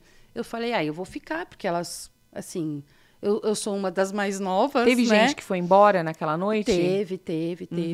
Aí eu falei, eu vou ficar aqui e vou esperar ver o que vai acontecer. Porque aí a gente recebeu a notícia que o ônibus estava sendo preso, estava sendo, tipo, confiscado, apreendido. sei lá, né? Apreendido, E aí tinha gente que falava pra gente ir embora, tinha gente que falava pra gente ficar. E estava tudo muito... Sabe, confuso. Distorcido, muito confuso. Porque a gente não sabia quem era do exército, quem não era. Ou quem tinha boa intenção, quem tinha má intenção. Exatamente. Né? Foi tudo muito assim... Foi uma noite bem tensa. Como eu estava muito cansada e eu tinha tomado muita bomba, tinha tomado tiro de bala de borracha, eu estava toda arrebentada, eu falei, eu preciso descansar. Aí eu lembro que eu entrei na barraca, dormi assim umas 3 horas, aí já acordei com aquela movimentação de novo, umas... 7, 8 horas da manhã, falando para a gente ir para o ônibus. Os ônibus já estavam parados ali, aí eu peguei, acordei, joguei uma água ali no rosto, tomei um café. Aí teve um pessoal que falou, que tinha ido de carro, na verdade, que foram embora. Falei, não, eu vou ficar aqui com o pessoal e seja o que Deus quiser. O que eles disseram? Que a gente ia sair de lá, ia passar por uma triagem e seríamos liberados. Foi isso que foi dito para vocês? Foi isso que foi dito o tempo todo. Aí, o que eu falei para o pessoal? Eu falei, então a gente vai, daqui a pouco a gente entra em contato aí com o motorista do ônibus, a gente vê aonde a gente vai se encontrar, se vai ser hoje, se vai ser amanhã. Vocês entraram em ônibus do Exército? Isso. Não foi no ônibus que vocês vieram? Não, o ônibus que nós fomos lá para Brasília, se eu não estiver enganada, ele já foi apreendido no final de semana, acho que no domingo já apreenderam. Tá. Não só o nosso, vários então já não estava mais lá, os ônibus de vocês não estavam mais lá. Porque eles usaram de tudo para... Qualquer coisa que você fizesse era crime, né? Então, assim, se você tivesse lá com R$100 e comprasse uma caixa de água, você era financiador. Tá, né? Entendi. Infelizmente, foi tudo nesse assim. nível, Nesse assim. nível, exatamente. E aí, enfim, quando foi de manhã, o exército mesmo ali na frente da Praça dos Cristais, ali, falando pra gente entrar no ônibus, que nós passaríamos por uma triagem e iríamos embora. Não tinha outro jeito de sair de lá. Foi tão bizarro o negócio que não tinha outro jeito. Vocês não tiveram alternativa? Não tivemos alternativa. Vocês tiveram que entrar nesses ônibus e ir para essa triagem. Quem conseguiu sair de lá, saiu até umas 6 horas da manhã. Depois disso, era obrigado a entrar no ônibus. Não tinha como fugir. O exército cercou tudo, a polícia também, e tivemos que entrar no ônibus. E aí? A gente entrou no ônibus, a gente ficou rodando por Brasília até de tarde. Foi assim o dia inteiro dentro do ônibus, as pessoas passando mal porque precisavam ir no banheiro. Tinha gente urinando dentro do ônibus. Meu Deus. Tinha idoso passando mal, gente que tem diabetes sem comer, e aquele ônibus rodando por Brasília. Assim, a gente parecia uma caravana de circo, né? E aí tinha gente que buzinava, tinha gente que xingava, era uma coisa doida. Aí a gente parou primeiro na Polícia Federal, só que lá não tinha espaço, era como se fosse um escritório, assim, enfim, lá não tinha espaço. Aí a gente foi para um lugar que era da Polícia Militar, que também não tinha espaço. E, por último, a gente parou nessa academia da Polícia Federal, que foi o ginásio, que tem as imagens que nós estávamos lá. Mas aí chegou lá... E quantas pessoas estavam ali? Mais de 2.000. Mais de 2.000 pessoas. E aí, quando nós chegamos lá, fizeram uma tenda de médica, né? Mas, assim, a gente chegou uma comida horrível lá, umas 5 horas da tarde, e a gente não sabia o que estava acontecendo. Porque, assim, a gente está preso, a gente está solto, a gente não podia sair de lá, a gente não tinha, entre aspas, autorização para sair de lá. Vocês me trouxeram aqui, mas eu não quero ficar, eu estou indo embora. Então, a gente foi refém desde das 7 horas da manhã do dia 9 de janeiro. A gente estava ali sequestrado mesmo, a gente foi refém, a gente não tinha direito de fazer nada. Tá. E aí, enfim, ficamos lá a noite toda, e aí colocaram a triagem para pessoas, olha só, mais de 70 anos, triagem. E aí, as pessoas estavam ali com a mala. Se você fizesse a triagem sem a sua mala, você não podia voltar para pegar a mala. Por quê? Porque aí as pessoas iam saber se você estava sendo presa ou não. Então, a polícia foi tão, assim, inescrupulosa com os patriotas. Poxa vida. Porque quando as pessoas saíram de lá, a gente não sabia se a pessoa estava indo para casa ou se estava indo para a cadeia. Por isso que a gente não acreditava que as pessoas estavam sendo presas. Porque ninguém voltava. Nossa, ficou assim, é um clima meio que, sei lá, campo de guerra. Campo de guerra mesmo. Sim, você não saber o que iam fazer com você. É exatamente isso. E aí ficou aquela coisa, e aí quando deu acho que umas 4 horas da manhã, a gente falou, vamos passar pela triagem agora para ver o que acontece, né? Porque a decisão de passar pela triagem ainda podia ser de vocês ou não? Não, na verdade, assim, teve... Começou no pelas primeiro idades. momento foi pela idade e quem tivesse algum tipo de comorbidade, né? Então, a pessoa que tivesse algum... E aí, depois foi diminuindo isso. Aí, quando foi umas 4 horas da manhã, que não tinha mais tanta fila e tal, vamos passar pela triagem. E aí, teve gente do nosso grupo que ligou, olha, eu já estou vindo embora. E aí foi tão doido, porque as pessoas estavam saindo de lá, iam para a rodoviária. Na rodoviária tinha um padre, numa igreja ali católica, acolhendo essas pessoas e dando comida, ou roupa, ou dinheiro, alguma coisa, porque saíam sem pegar a mala, não podia voltar. A pessoa estava totalmente sem nada. Sem nada, só com telefone e documento. Tá. Foi assim. Essas que foram liberadas. Essas que foram liberadas. Mas e o que definia que ia ser liberada? A gente não sabe. A gente não sabe. Tá. No primeiro momento, obviamente, foi a idade. No segundo momento, a gente sabe que foi alguma doença pré-existente ou deficiência que a pessoa tivesse. Mas, tanto na Papuda quanto na Colmeia, tinham mulheres e homens que foram presos e têm até agora que tinham alguma deficiência. Sim. Então, não tinha um critério definido. Eu vi lá mãe sendo presa e o filho e a filha ali, menor de idade, tipo 12 anos, ali. E agora? Minha mãe está sendo presa e eles assim, chama o conselho tutelar, vamos ver se tem algum parente para vir buscar. Foi uma situação totalmente desumana. Tá. Totalmente desumana. E na tua vez? Quando você passou pela triagem? Então, quando foi a minha vez de passar pela triagem, eu lembro que quando eu cheguei, fui revistada de novo. E aí eles já sabiam de posts que eu tinha na internet, na triagem. E que o ônibus, a nota fiscal estava no meu nome. Mas a empresa de ônibus fez a nota fiscal no valor de R$2.000. Nem foi um valor alto, porque as pessoas estavam até pagando quando chegava ali, né, para entrar no ônibus, pagava ali a passagem. Tinha que ter o nome de alguém aí para emissão, Precisa, né? é obrigatório. E aí eu sei que... Por conta disso, talvez... Então, e aí quando eu passei nessa triagem, eu ainda estava com o meu telefone, tinha uma nota de culpa para assinar, né? Aí eu falei... Nota de culpa. Uma nota de culpa. Aí eu lembro que eu peguei e falei assim, nota de culpa? Falei, não vou assinar isso. É que assim, como se você estivesse assumindo a culpa... Lá, uma coisa, né? Aí eu lembro que eu liguei para o meu advogado aqui em Mogi, eu peguei e falei, escuta... Tá acontecendo isso. Ele falou, Sheila, não sei nem o que está acontecendo, não posso nem fazer um habeas corpus para você. Ainda bem, porque também seria um trabalho, né? Sim. Que não ia ter finalidade nenhuma. Sim. E aí, eu não pude tirar foto do que eu estava assinando e mandar para o advogado. Aí eu lembro que eu peguei e falei assim, aí tinha umas perguntas lá do tipo assim, você foi para a manifestação? Você pagou a sua passagem? Alguém te financiou? Olha as perguntas. Alguém te financiou? Aí, por último, chegava o delegado e falava assim, foi Bolsonaro que mandou você vir? Você está obedecendo Bolsonaro? Eu falei, querido, Bolsonaro nem no Brasil tá. Nem no Brasil Sim, tá. não, as pessoas estavam ali de Todo livre e mundo... espontânea vontade. Não, e a Polícia Federal perguntando se a gente estava lá porque Bolsonaro mandou. Eles precisavam que culpar o Bolsonaro. Sim. Que é até hoje o que eles tentam fazer. Aí eu falei que eu não ia assinar aquilo, eu falei que eu responderia as perguntas, algumas perguntas, mas a tal da nota da culpa eu não ia assinar, não assinei. E aí, daí a gente foi para o IML, né? Aí eu lembro que eu peguei e falei assim, aí ela falou assim, então agora eu vou ficar com o seu telefone e daqui a senhora vai para a Colmeia. Eu falei, o que é Colmeia? Você não sabia o que era Não. Colmeia? Falei, a Colmeia é o presídio feminino. É o presídio feminino lá de Brasília. Aí ela falou, aí eu lembro até hoje que a menina falou assim para mim, moça, chegou tudo pronto do ministro. A senhora vai ter que fazer e a gente só está cumprindo ordem. Falei, por que eu tô presa? Ela falou, a senhora tá. Ou seja, como quase 2.000 pessoas, a gente nem voz de prisão a gente tomou. Nunca. Vocês né? simplesmente foram levados. Fomos. E aí, lá na Colmeia você ficou...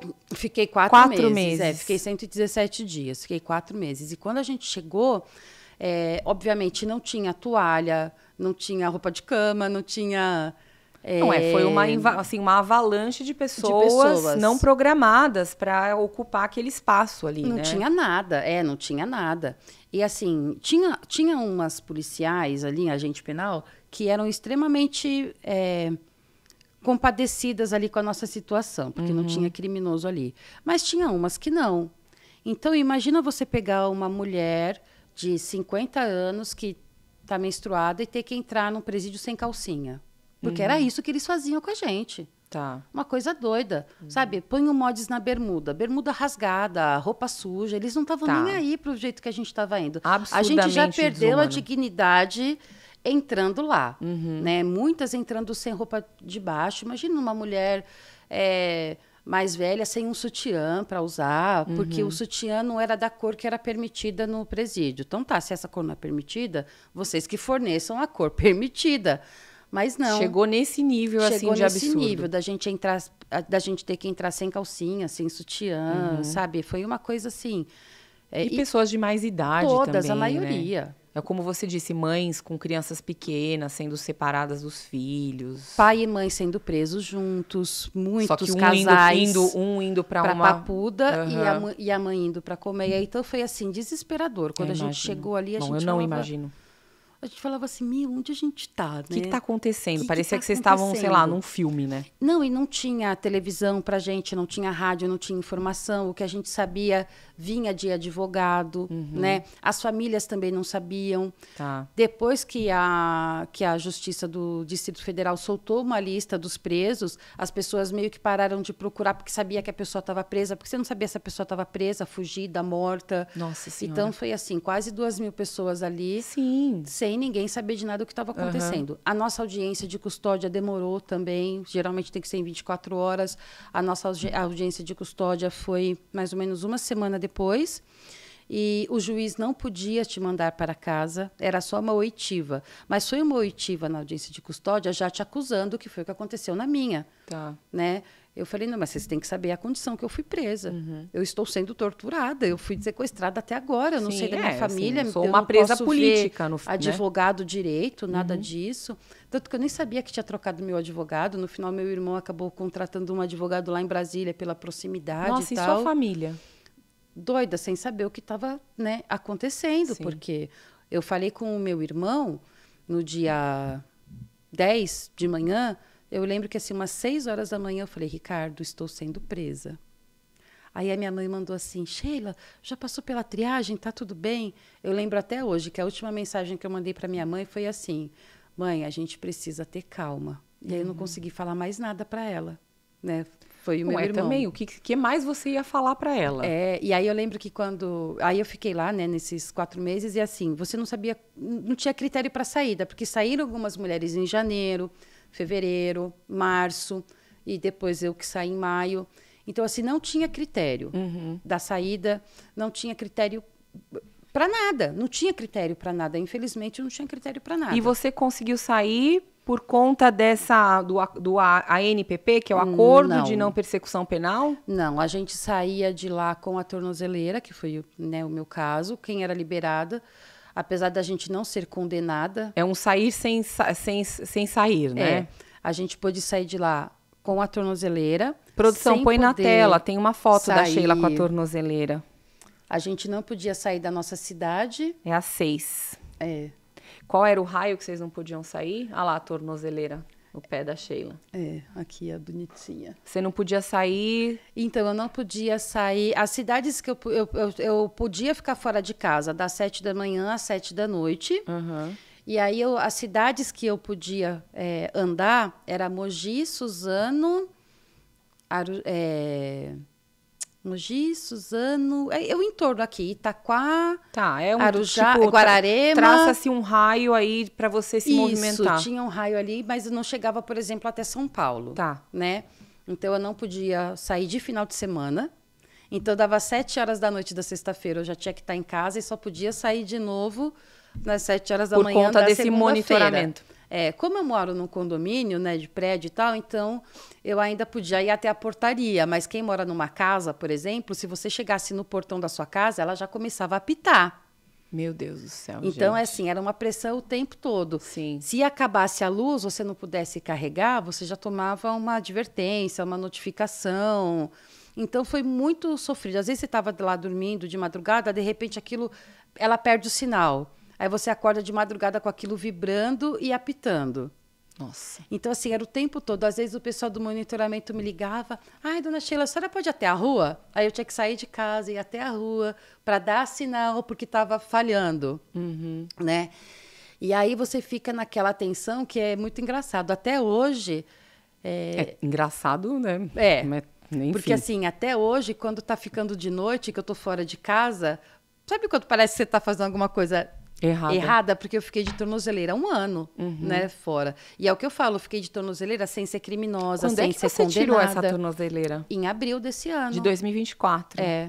Fiquei de maio até abril. Então, e aí esse ANPP que tem a ver com a retirada da tornozeleira? Isso, porque o que a PGR fez?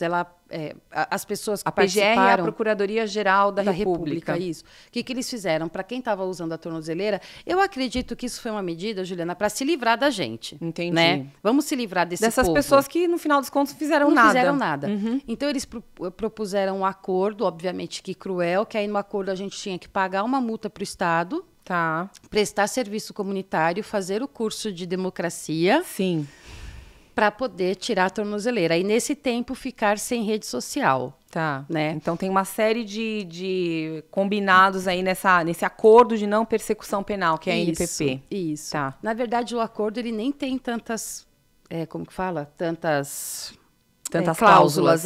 Mas com a gente foi tudo atípico. Esse cursinho aí essa aula sobre democracia me lembra um pouco 1984, Admirável Mundo Novo, né? Exatamente. Você já fez as aulinhas? Fiz 12 horas de curso sobre... o curso era um curso sobre a democracia, que, gente, de democrático não tem nada.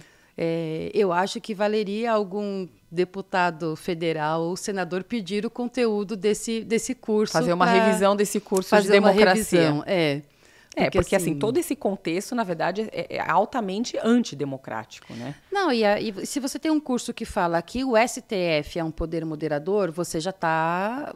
o curso já está saindo da linha, porque o STF não é um poder moderador, né? Então, a gente tem as instituições. É o que eu sempre falava, quando a gente está falando de aula e tal, é o que eu sempre falava para os meus alunos.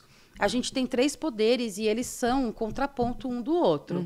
Se um não funciona, o outro tem um problema. E a gente tem um quarto ali, que é o exército, que é uma coisa diferente. Sim. E eu falava para eles, estudem sempre isso, porque se você está numa empresa, o gerente vai ter uma competência, o diretor vai ter outro e o presidente vai ter outro. Você não pode querer misturar tudo, não dá para nivelar ou para um ultrapassar o outro. É igual dentro de casa. Quem manda, é o que eu falo, quem manda é a mãe. Dentro de casa, na verdade, a gente tem uma monarquia. Exato. Eu acho, não é nem democracia, né? Eu brinco com meus filhos que eu falo que é uma democracia que quem manda sou eu. Isso, né? Mas assim, não Mas tem é uma como. monarquia, porque o rei, ele deseja o melhor, realmente, para os seus súditos, né? Exatamente.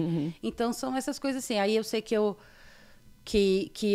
assinei isso, né, para poder tirar realmente a tornozeleira. E eu acho que eu serei mais útil para a sociedade sem a tornozeleira, porque eu não tenho medo de nada, assim, né? É claro que a gente acaba tendo medo, assim, de talvez acontecer alguma coisa com os filhos, mas eu não tenho medo dessa luta, eu não tenho medo desse embate. Acho que assim, o debate das ideias, ninguém deveria ter medo de debater ideias numa democracia. Exatamente. Né? Eu acho assim, a gente deveria ter medo de debater ideias se a gente estivesse vivendo numa ditadura autoritária, se a gente estivesse, talvez, na Coreia do Norte, na Venezuela, né? Cuba, ou no Nicarágua. Né? No Irã, por exemplo, onde as mulheres nem poderiam estar falando como a gente está falando aqui, né? Mas no Brasil, gente, será que no Brasil a gente não tem democracia, não tem direito à liberdade de expressão, né? E aí, na verdade, eu não queria assinar o acordo, né? Eu não queria, mas aí pela minha família, minha mãe falou, assina isso, que aí você tira essa tornozeleira, você pode vir aqui. E querendo ou não, minha mãe e meu pai já têm idade. Pesou bastante, né? Lógico que pesa. Meus filhos, claro. A minha filha morou com o pai. Enquanto, nesse período. Em 2023, ela morou com o pai e ela queria voltar para casa, então... Sim. Enfim, né? Isso que ainda os seus filhos são maiorzinhos. Agora, imagina as pessoas que têm os filhos pequenos, ainda presas, né? Exatamente. Onde está direito humano? É engraçado que direito humano, anistia... São coisas que a gente está percebendo que só vale para um lado do espectro ideológico, né? Os direitos humanos não foi visitar a gente, por exemplo, lá na Colmeia. Então, e o ministro dos direitos humanos, né? Por que eles não foram lá visitar vocês? Né? Pois é. Aonde é que, assim, será que o direito humano também foi relativizado? Né? Isso fica como uma grande reflexão. Né? Não, e muitas pessoas que foram presas sem ter o direito de avisar a família. Porque teve isso. Se você... É o que eu falo. Se a polícia agora, aqui na frente, pegar um ladrão e levar para a delegacia e ele não fizer a ligação que ele tem direito... Os direitos humanos vão lá defender. Em cima, mas a gente não. Sim, não, os direitos humanos, a própria mídia defende, né? Quando tem esses embates de traficantes, né? Tiroteio. E, nossa senhora... Podia ser um guarda-chuva, mas era um fuzil, né? Aquelas coisas. Então, assim, a gente nunca teve nenhum tipo de respaldo, por exemplo, de direitos humanos. E aí é o que eu falo, a lista dos presos no dia 8 de janeiro e dia 9, ela é pública, né? Tem ali no site da Defensoria Pública, se eu não me engano, de Brasília, e num outro site ali, se eu não me engano, da penitenciária. Se você pegar... Eu tô falando porque eu fiz isso. Se você pegar o nome dessas pessoas e jogar ali num jus, alguma coisa assim, ninguém tem... Assim, 99% das pessoas não tem nenhum BO contra elas. Não tem uma passagem pela polícia de nada. Não, você vê até a profissão das pessoas. Daqui a pouco a gente vai ver um videozinho. Inclusive, pessoal da produção, tem mais 2 fotos aí que é a Sheila em uma manifestação já em São Paulo, né? Aí com a bandeira. Essa é uma foto emblemática sua, né? E tem uma outra também na Paulista. Isso já em 2024, no 7 de setembro. Já dentro também do contexto das eleições municipais, talvez, já, né? Imagino que sim. Foi. E esta que é onde a Sheila se junta, né? Aos presos, né? Políticos. Aqui essa tatuagem As mulheres que saíram de lá da colmeia, todas fizeram essa tatuagem, que é o mapa do Brasil, né, como uma colmeia, e a abelhinha. Então, bom, muitas mulheres têm essa tatuagem. A experiência já deixando marcas, literalmente, nas pessoas, né? É porque a gente não tem vergonha, né? Sim. Então... eu acho assim, se você tem a sua consciência muito, muito tranquila daquilo que você fez, a sua intenção, né? É óbvio que naquela confusão toda, teve gente que teve intenção de fazer baderna, enfim, a gente ouve isso muito nos meios de comunicação que a gente gosta de consumir, né? Gazeta do Povo, a Revista Oeste, que é óbvio que teve gente ali, baderneiro, que destruiu o patrimônio. Os revoltados, porque tinha muita gente que já estava no limite, porque você está lá há 2 meses na frente de um quartel e não acontece nada. E aí tem uma posse que a gente não legitimou. Sim. Sabe? E eu nem vou ficar aqui entrando em outros méritos, mas assim, uma posse que não foi prestigiada como foi em 2019. Então, a gente viu as coisas acontecendo, as pessoas realmente estavam no limite. E é o que quando eu escuto Juliana falar assim, tem pessoas que têm que pagar porque quebraram. Não tem. Não tem por quê? Porque pau que bate em Chico, me desculpa, mas bate em Francisco. Você quer dizer a assim, esquerda... Pôs fogo, quebrou, não sei o quê. Eu nunca escutei ninguém falar, mas eles têm que pagar. Sim, tem muitos vídeos, inclusive, eles querem né? usar a gente como se fosse assim, para bode expiatório de uma coisa que nunca ninguém fez. Aquele pessoal que quebrou a Lesp ano retrasado, quando estavam votando lá a coisa da escola militar. Sim. Quem está preso hoje? Sim. E o delegado tentou colocar no mesmo crime que o pessoal do dia 8. Ele tentou. Mas então, todo mundo saiu. É aquela conversa, né? Então, é uma democracia relativa. Onde o que vale para um não vale para o outro. Então, é algo de se pensar, é algo para se refletir. Né? Por isso, e aí, como a gente estava falando do acordo, por isso que eu assinei o acordo, porque eu realmente queria estar sem a tornozeleira, porque assim... se eu precisar, aonde eu precisar ir para levar o que houve lá e defender os presos políticos e os perseguidos, eu vou. Eu não tenho mais esse tipo de medo. Sheila, mas amanhã ou depois você pode ser indiciada de novo. Tá, mas e aí? Eu vou voltar para a cadeia que eu já passei? O que me incomoda é o que eu falo. O que me incomoda é realmente perder a liberdade. E a gente tem que lutar pela liberdade. Eu acho que, às vezes, eu sou até impetuosa demais. Às vezes, eu acho que eu deveria pisar um pouco no freio. Mas é que foram tantas coisas que foram acontecendo comigo, sabe? Perder trabalho, perder conta corrente, perder carro. Porque, assim, o meu carro eu não posso vender, porque eu sou ainda financiadora. A minha conta ainda é bloqueada. Então, eu não sei o que vai acontecer disso. Se eu for condenada, eu posso pegar... Se eu não me engano, são 20 anos porque eu tenho a nota fiscal no ônibus. Eu ainda posso ser condenada. Entendi. Então, assim, o que eu tenho a perder? E não é querer ser mártir, nada disso, não. É que as pessoas têm que fazer o que eu estou fazendo, perder o medo e tentar mostrar quem manda. Tem muita gente ainda com medo. Tem. Assim, muitas pessoas que têm medo e que é como a gente estava conversando antes, né? Que aí tem algo que vai parar, né? E é o que a gente às vezes pensa, por que será que as pessoas que têm poder para mudar isso, por que não mudam, né? O que será que para elas, né? E outra, é o que eu falo, até o que a gente comentou, a gente tem as casas legislativas lá em Brasília. São eles que têm que fazer agora. São os reais representantes do povo, né, no final das contas. No final é o Senado que tem que agir, são os deputados ali federais que têm que agir. Eu acho que o povo já fez bastante. Por mais que eu queira fazer, que eu Eu gosto desse ativismo, né? Eu gosto de lutar por alguma coisa. E assim, a gente tem pessoas para várias frentes, né? Então, assim, você não precisa ter ativistas em todos os lugares. Cada um fazendo, de repente, a sua parte com os dons, com os talentos que Deus deu, não é? Exatamente. Tem gente que é bom para atuar na área cultural, como a gente vê acontecendo já em um movimento muito grande, né? Tem as pessoas que vão ser a linha de frente, são os soldados, enfim. E se você não é nem uma coisa nem outra, que pelo menos você apoie as pessoas que estão ali dando a cara a tapa e que sofreram e tem as histórias para contar, enfim. Né? E é o que eu falo, vai atrás, porque assim, tem alguns repórteres que estão fazendo, né, muitas reportagens sobre essas pessoas do dia 8.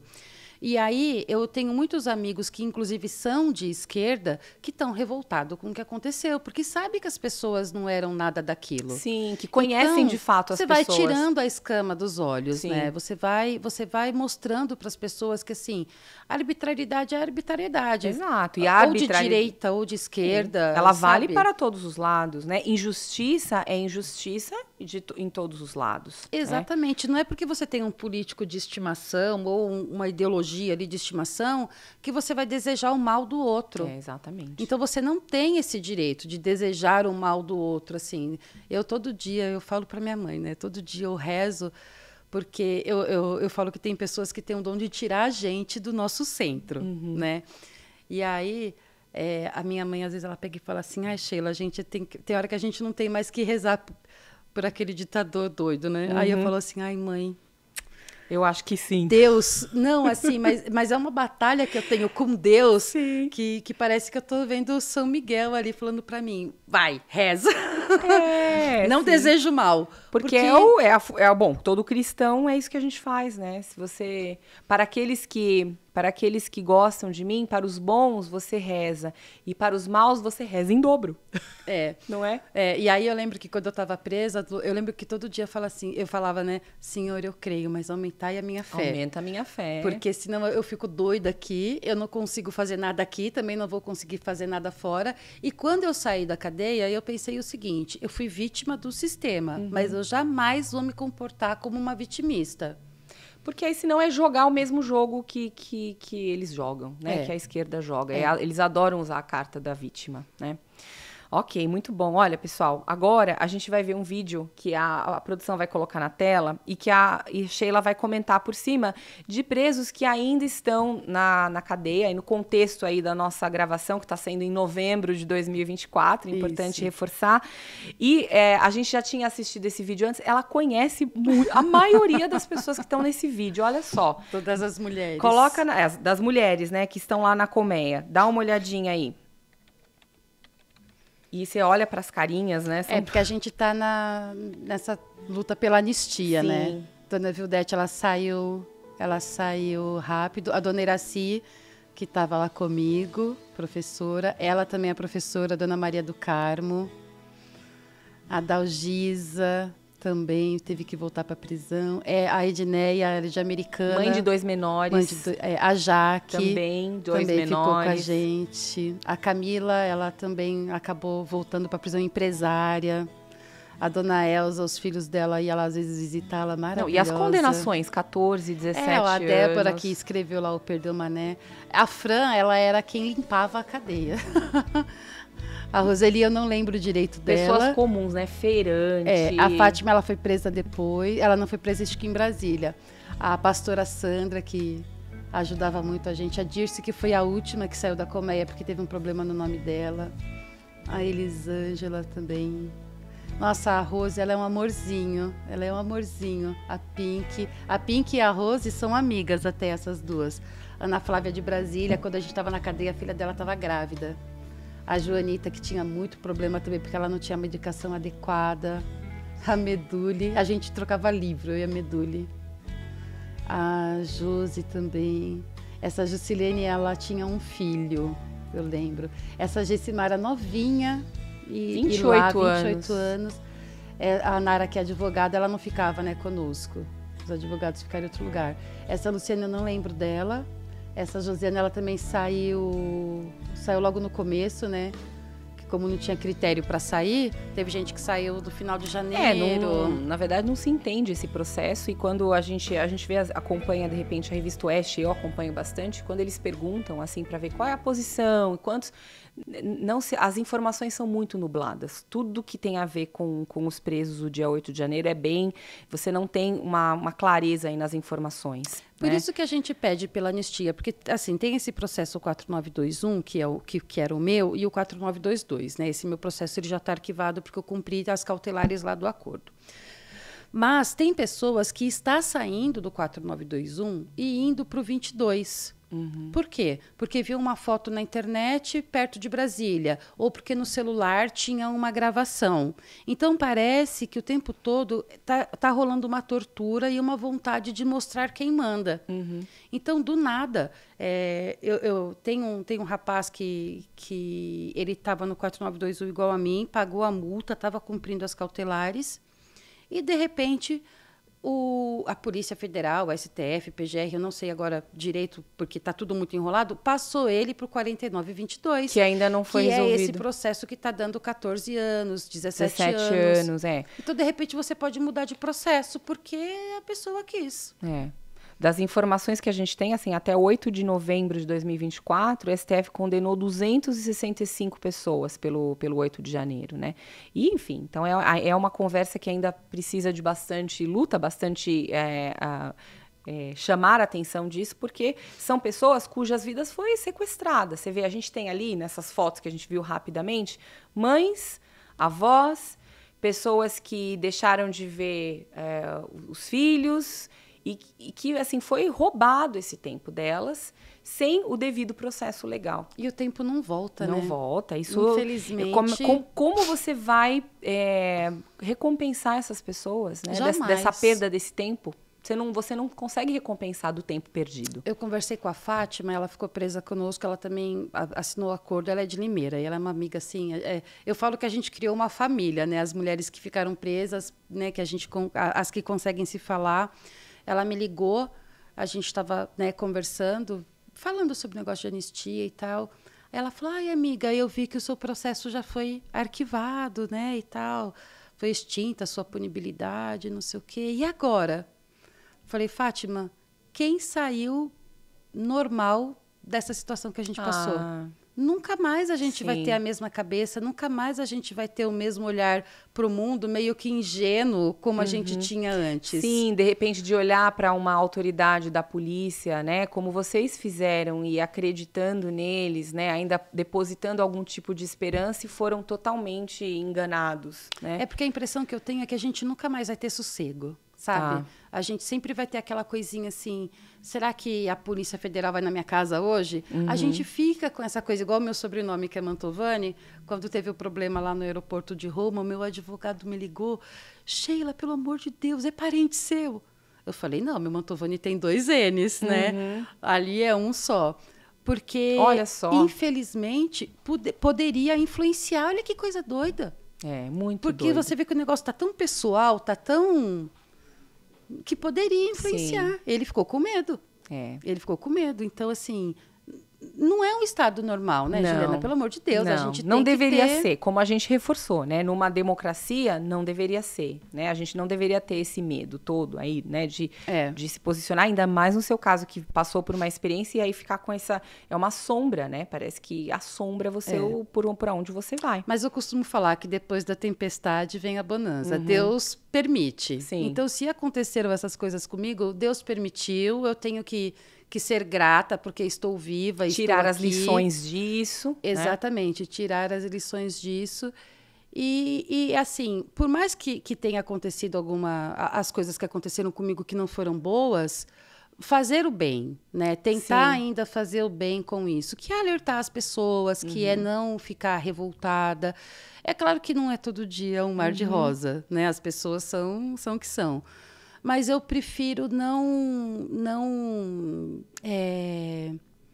Eu não quero que isso me consuma, sabe? Eu sou melhor que isso. Claro. Então, eu não quero que isso me consuma. Por isso que eu continuo como ativista, por isso que eu realmente quero entrar para a política, eu quero que as pessoas tenham consciência na hora de votar, porque vai partir da gente. Agora é o nosso mesmo trabalho de formiguinha. Sim, é. E eu não tenho medo do trabalho. E é o que eu falo para os meus filhos, eu tenho medo de perder a liberdade.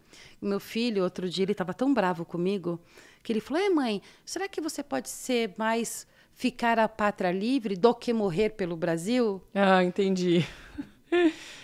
Aí eu falei, putz, e agora? O que eu faço? E aí, porque assim, né? eu tenho que pensar neles também. Né? Eu não posso ser egoísta ao ponto de não pensar neles. Mas fica aquela coisa, vamos tentar mudar só isso hoje? Talvez redimensionar as coisas que a gente quer mudar, né? Que eu acho que traz essa próxima frase que você mesma escolheu, que é um post do Reunião. Vamos ver aí, pessoal, que é uma frase do Olavo de Carvalho, que fala um pouco sobre isso, né? Daquilo que vale a pena. Né? Isso. Ó, tudo depende de saber se você desfruta das coisas boas da vida como quem exerce um direito ou como quem recebe um presente. Exatamente. E aí eu considero tudo como um presente, né? Bom, depois do que você passou. Eu tenho, é o que eu falo, eu realmente tenho gratidão, para mim é um presente. E sentir depois disso tudo que aconteceu, que a minha família é unida, que as pessoas me compreenderam e que eu não perdi pessoas, né, do meu lado por eu estar lutando pelo certo, porque eu sei de muitas pessoas que acabaram nesse meio tempo perdendo a família porque foram presas e essas coisas, né? Sim, muitas famílias se despedaçaram por conta dessa história. E aí, assim, é o que eu falo, só foi a confirmação de que meus irmãos, por mais que a gente brigue, eles me apoiaram, meus pais, minha tia, minha outra tia. Então, assim, eu sempre tive meus amigos, né? Então, assim, só deu a confirmação de que eu não estou sozinha. As pessoas se unem pelo bem, cada uma do seu jeito. Claro, Então, serviu para separar, obviamente, o joio do trigo, sim, né? Mas eu acho que no final eu acabei colhendo eu tive uma boa colheita das minhas experiências. Sim, e o coração tranquilo de saber que você, não importa o que aconteça, você tem ali as pessoas que você confia, que te amam, que vão estar do seu lado. Exatamente, pro que né? Exatamente. Agora, antes da gente encaminhar para o final para a chamada oral, a produção vai colocar na tela uma fala, que é a fala de Scott Jennings, lá na CNN, sobre a vitória de Trump nas eleições de 2024. Assiste aí para vocês depois entenderem o porquê que a gente colocou esse vídeo. This is a mandate. He's won the national popular vote for the first time for a Republican, for the first time since 2004. This is a big deal. This isn't backing into the office. This is a mandate to do what you said you were going to do. Get the economy working again for regular working class Americans, fix immigration, try to get crime under control, try to reduce the chaos in the world. This is a mandate from the American people to do that. I think I'm interpreting the results tonight as the revenge of just the regular old working class American, the anonymous American who has been crushed, insulted, condescended to. They're not garbage. They're not Nazis. They're just regular people who get up and go to work every day and are trying to make a better life for their kids, and they feel like they have been told to just shut up when they have complained about the things that are hurting them in their own lives. I also feel like this election, as we sit here and pour over this tonight, is something of an indictment of the political information complex. I mean, we've been sitting around here for the last couple of weeks, and the story that was portrayed was not true. I mean, we were told Puerto Rico was going to change the election. Liz Cheney, Nikki Haley voters, women lying to their husbands. Before that, it was Tim Walz and the camo hats. Night after night after night, we were told all these things and gimmicks were going to somehow push Harris over the line, and we were just ignoring the fundamentals. Inflation, people feeling like that they were barely able to tread water at best. That was the fundamentals of the election. And so I think that both parties should always look at the results of an election and figure out what went right and what went wrong.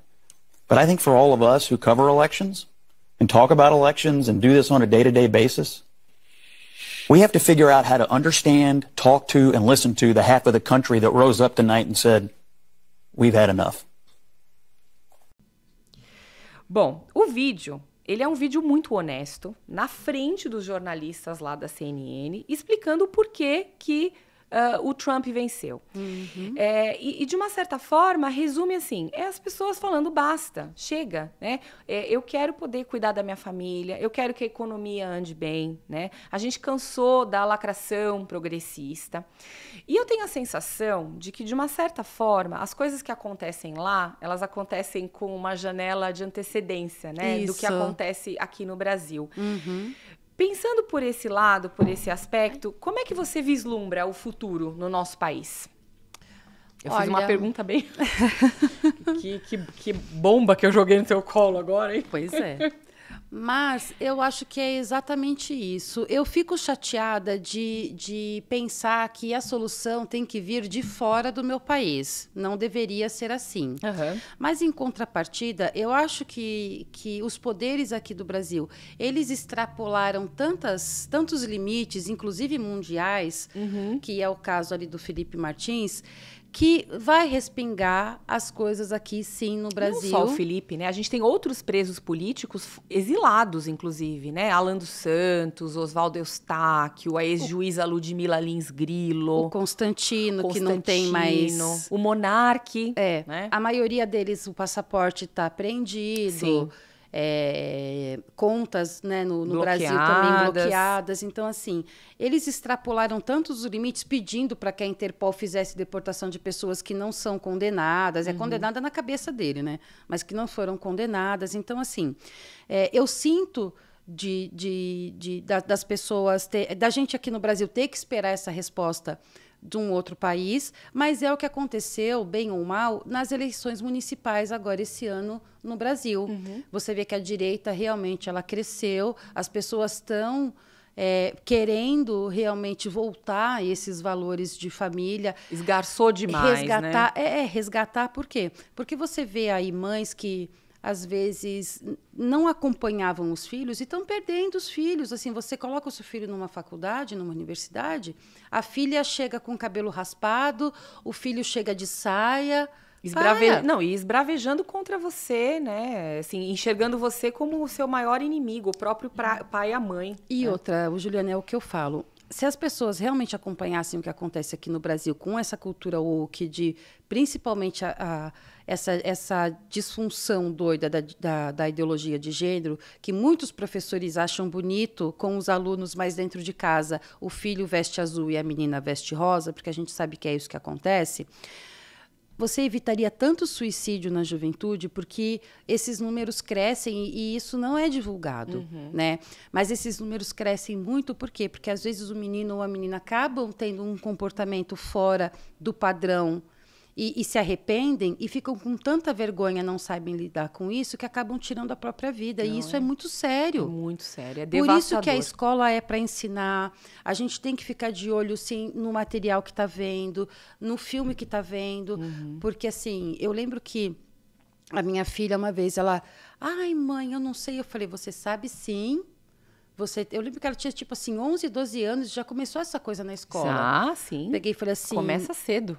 Você veste rosa e eu não quero mais saber desse assunto aqui dentro de casa. Quando você tiver uns 18 anos, a gente volta a falar sobre isso. Porque a sua preocupação agora é brincar, Exato. é se divertir. Sim. E você não tem que ter nem namorado, nem namorada, nem nada disso. Não. Esse esgarçamento, ele foi longe demais, né? Porque, óbvio, a gente convive com as pessoas, os homossexuais, lésbicos. Imagina, eles estão... Sempre tiveram. Sempre estiveram com a gente, né? Sempre. Eu mesma, no meu métier de trabalho, é muito comum você ter os homossexuais, vocês têm uma relação extremamente respeitosa com eles, são seus amigos até. Claro. Agora, gente, deixa as crianças serem crianças, né? Porque esse tipo de coisa acontece lá na frente, quando você é mais jovem, né, mais velho. Não faça isso com crianças pequenas. Mas né? os meus amigos que são homossexuais, eu tenho muitos amigos que são assim, né? E eles mesmos são contra isso. Sim, sabe? claro. A maioria deles. E o que tem mais é surgindo aí nas redes sociais homossexuais, porque a gente tá precisando disso, né? Que os eles, gays de direita, né? Com lugar de fala, que a esquerda gosta tanto de falar, para falar, pessoal, tá errado isso, né?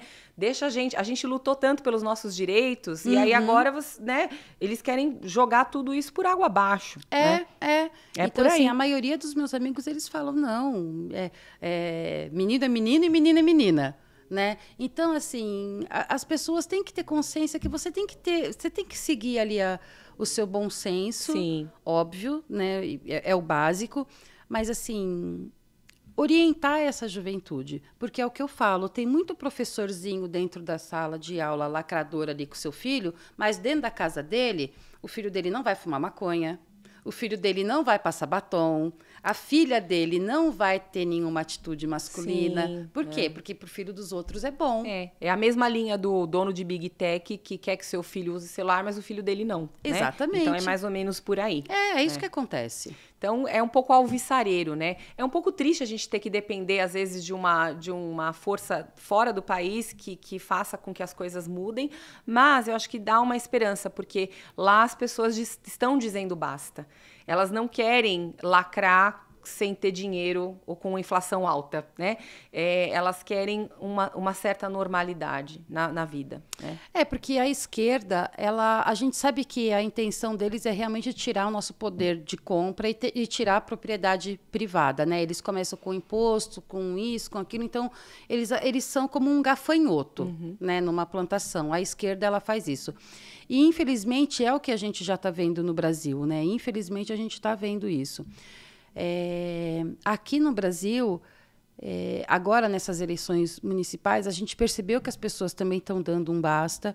E é o que eu falo, por mais que as pessoas não queiram dividir direita, e eu nem entro tanto nesse mérito, mas as pessoas não exatamente seguiram Bolsonaro, porque, afinal de contas, Bolsonaro ele faz parte de um partido que ele tem ali algumas regras que ele tem que seguir, e ok, é o jogo político, por mais que a gente concorde ou não, Sim. tem o jogo político, mas muitas pessoas que ele eventualmente apoiou, por uma obrigação ali, um tratado dentro do partido que é o PL, não ganharam. Por quê? Porque a gente não quer, a gente pensa. As pessoas são independentes. Exatamente. Então, eu acho que esse foi o maior recado para a direita, para o próprio Bolsonaro, os filhos dele e o Valdemar, enfim. É um amadurecimento aí do eleitorado. Exatamente. Né? Assim, não é porque você mandou que a gente vai fazer. Não é porque o partido coligou que nós vamos obedecer. Então, eu acho que isso já mostrou muito. Sim, um crescimento, né? Como a gente disse, um amadurecimento do eleitorado. E é fantástico você, de repente, estar numa feira, por exemplo, a pessoa está te vendendo pastel e falando da política. Você pode ver que é isso que está acontecendo agora. As pessoas estão interessadas, né? Graças eu a brinco Deus. que as pessoas, agora,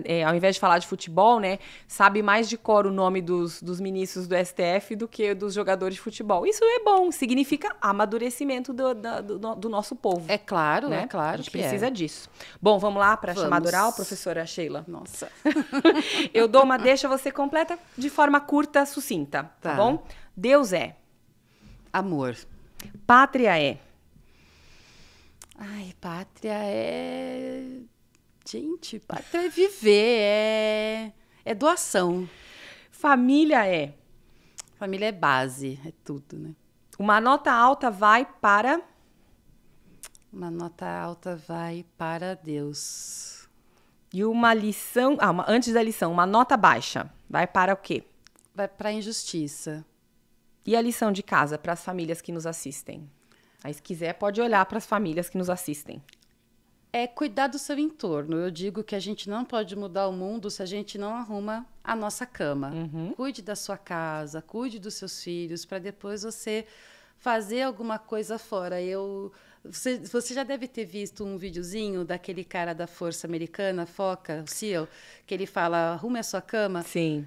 Eu sempre colocava esse vídeo para os meus alunos no primeiro dia de aula. Olha que ótimo, Então, assim, cuide da sua casa, cuide das suas... Né? A gente não pode dar conta de tudo. Não. E não se cobre por isso, né? Não, mas é o que eu falo. Faça bem feito aquilo que está no seu alcance, né, Sheila? Porque é muito mais fácil a gente ajudar um inimigo ou alguém que a gente não conhece do que alguém que a gente conhece. Sim, não, é muito mais fácil você salvar as tartarugas marinhas ou as baleias do Oceano Pacífico do que você, de repente, estender a mão para uma pessoa que está lá na esquina da sua casa. Do não que é? você jogar que seja uma raçãozinha na rua para um cachorrinho que está ali. Exatamente. Então, assim, cuide do seu entorno. Se você estiver bem, né? Cuide do seu jardim que as borboletas vêm, né? O mundo é feito de pequenas comunidades, né? E se tem uma comunidade que é uma célula mestra da sociedade, é a família. Se a família está doente, toda uma sociedade está doente. Então, se você alimenta, você dá vitaminas, você fortalece a sua família, as chances é que você vai ter uma comunidade mais saudável, vilas mais saudáveis, cidades, e é de dentro para fora que a gente muda mesmo. É, né? Por isso que tudo começa no município. E eu acho tão legal, às vezes acontece alguma coisa com meu filho, né, que mora comigo ali, o Bruno, ele fala, nossa mãe, Deus é bom o tempo todo. Ah, que legal. E aí uma vez a minha filha, não sei o que ela teve de briga na escola, que eu peguei e falei, Maria, mas também, por que você não fez isso? Por que você não retrucou? Na verdade, por que você não bateu? Foi uma coisa mais ou menos assim que eu falei. Ela falou, mãe, você que fala para não fazer para os outros o que a gente não quer que faça para a gente. Falei, mas era para você saber se você tinha aprendido mesmo a lição. Ué, a gente ensina e quando a gente vê eles aprendendo, né? A gente se descompensa, porque, né? Sim. Aí eu falei, gente, que tapa na cara. Que tapa e é na verdade, cara, porque tem que ser assim, né? É isso aí. Bom, pra gente finalizar, a dica cultural que tá aí em cima da mesa o tempo todo, né? Ficou o tempo todo. O livro é o 1984, do George Orwell. Esse é um clássico que não tem como não dar spoiler, né? Que eu falo que clássico é clássico. Bom, quem é que não leu ainda, não sei o que tá fazendo que ainda não leu, né? Leiam esse livro, é uma distopia. Dê pro seu filho adolescente ler. Dê para o seu filho, é uma distopia e fala de tudo que... É o que eu falo, fala de tudo que a gente passa hoje. É o Ministério da Verdade que distorce as notícias para que as notícias sejam digestas para o povo. É o Ministério do Pensamento, que fica o tempo todo ali te policiando para saber se você está fazendo alguma coisa certa ou não. Sim. São os filhos denunciando os pais, porque como tem a polícia do pensamento, né? É muito... O Big Brother, que surgiu desse livro. Que tudo vê, que né? Tudo vê, o olho que tudo onde vê. Guerra é paz, não é? Isso. Tem a super tela, inclusive, dentro de casa. Então, quando a gente fala, pega o seu telefone e deixa o microfone desativado, porque você pode perceber, se você falar assim, nossa, eu estava precisando de um micro-ondas, você entra na internet, aparece... É doido. A gente já vive George Orwell, total. Então, eu acho que esse livro, assim, quando as pessoas falavam desse livro alguns anos atrás, fazia relação com 1984, eu não tinha assistido ainda, lido ainda. Quando eu li, né, que eu fui vendo a referência... Não, falei... a leitura do livro, você fala assim, meu Deus, é isso, meu Deus, é isso, é isso, é isso. Então, assim... Que profeta George Orwell, né? E aquela é teoria de conspiração, que seja, leiam. Sim, leiam que vocês vão ver que realmente a gente está vivendo e George Orwell, né, para quem gosta de criticar, ele era do partido comunista, então ele era um espião, sim, né? Ele foi um espião. Tem uma Tanto coisa que o nome meio... dele não é George Orwell, né? Não, ele tem um outro nome. O nome dele não é esse, é o nome que ele usa pro livro, mas o nome dele não é esse, ele era um espião. Mas ele retrata muito bem quando o povo ele é submisso, quando o povo ele se contenta com o que traz para ele, como a gente pode ficar preso nesse círculo vicioso de aceitar sempre o de menos, achando que o governo está fazendo um grande favor, e não é isso. Então, eu acho que a grande lição de 1984 é essa, se você deixa quem ganhou a guerra contar a história, ela nunca vai ser verdadeira. Não, exatamente. Então, a gente precisa realmente ir atrás. E é o que eu falo, se a gente tivesse um bom currículo escolar de história, a gente ia ter evitado tanta coisa. Sim, mas não era a intenção, né? Não era a vontade. Bendita a hora que tiraram o SPB e Educação Moral e Cívica do nosso currículo, então, viu? Cabe às famílias ensinarem Educação Moral e Cívica e resgatar o SPB em casa. Bom, Sheila... Muito obrigada pela partilha, corajosa. Eu acho que, assim, você dividir com a gente uma história, né, que envolve estar preso, eu acho que é muito valioso para quem está assistindo, aprender, né, com essas lições, que o seu trabalho frutifique, que você consiga encontrar, né, os caminhos por onde seguir e continuar espalhando essa mensagem, que é uma mensagem de liberdade de pensamento das pessoas, de respeito. E essa luta é importante que todos nós temos que fazer em casa, de ensinar os nossos filhos a serem livres para pensar, né? E não escravos de ideias. Não, mas é isso mesmo. Eu acho que é a função dos pais sempre tentar mostrar, né, ali a verdade para os filhos. Eu tento fazer isso como professora, né? Eu sempre fui uma professora bem fora da caixinha mesmo, de falar: estudem porque o governo não quer que vocês estudem. Leiam porque o governo não quer que vocês leiam. Sim. E até em 1984 que eles diminuem o vocabulário, né? Sim, a nova língua, né? Exatamente, que é o que está acontecendo hoje em dia. Então, tenham consciência assim, que a gente precisa de liberdade, mas a gente precisa também estimular isso. Os homens estão perdendo a força, as famílias estão perdendo a força, e aí a gente vai ter uma geração aí de homens fracos e a gente vai ficar entregue ao que o governo quiser fazer. E outra coisa muito importante, quem não gosta de política é governado por quem gosta. Ah, sim. Estudem. Totalmente. Estudem política. Estudem para pelo menos saber do que se trata, do que está falando, para você não ser manipulado. É isso. Exatamente isso. Muito bom. Para quem ficou com a gente até agora, comenta aqui o que você mais gostou, a passagem que mais chamou a atenção nesse episódio. Feliz 2025 para vocês. E não se esqueçam que família forte é imbatível. Até a próxima! Esse é um recado para você que acompanha esse canal e acredita na força de levarmos boas reflexões para as famílias serem melhores e ficarem mais fortes para lutar contra o mal que nos espreita. Seja um apoiador do Reunião de Pais Podcast através do QR Code do nosso Pix que está aqui na tela. E se você é empresário, saiba que você pode anunciar no nosso programa. É só entrar em contato com a gente através do e-mail. Famílias fortes são imbatíveis.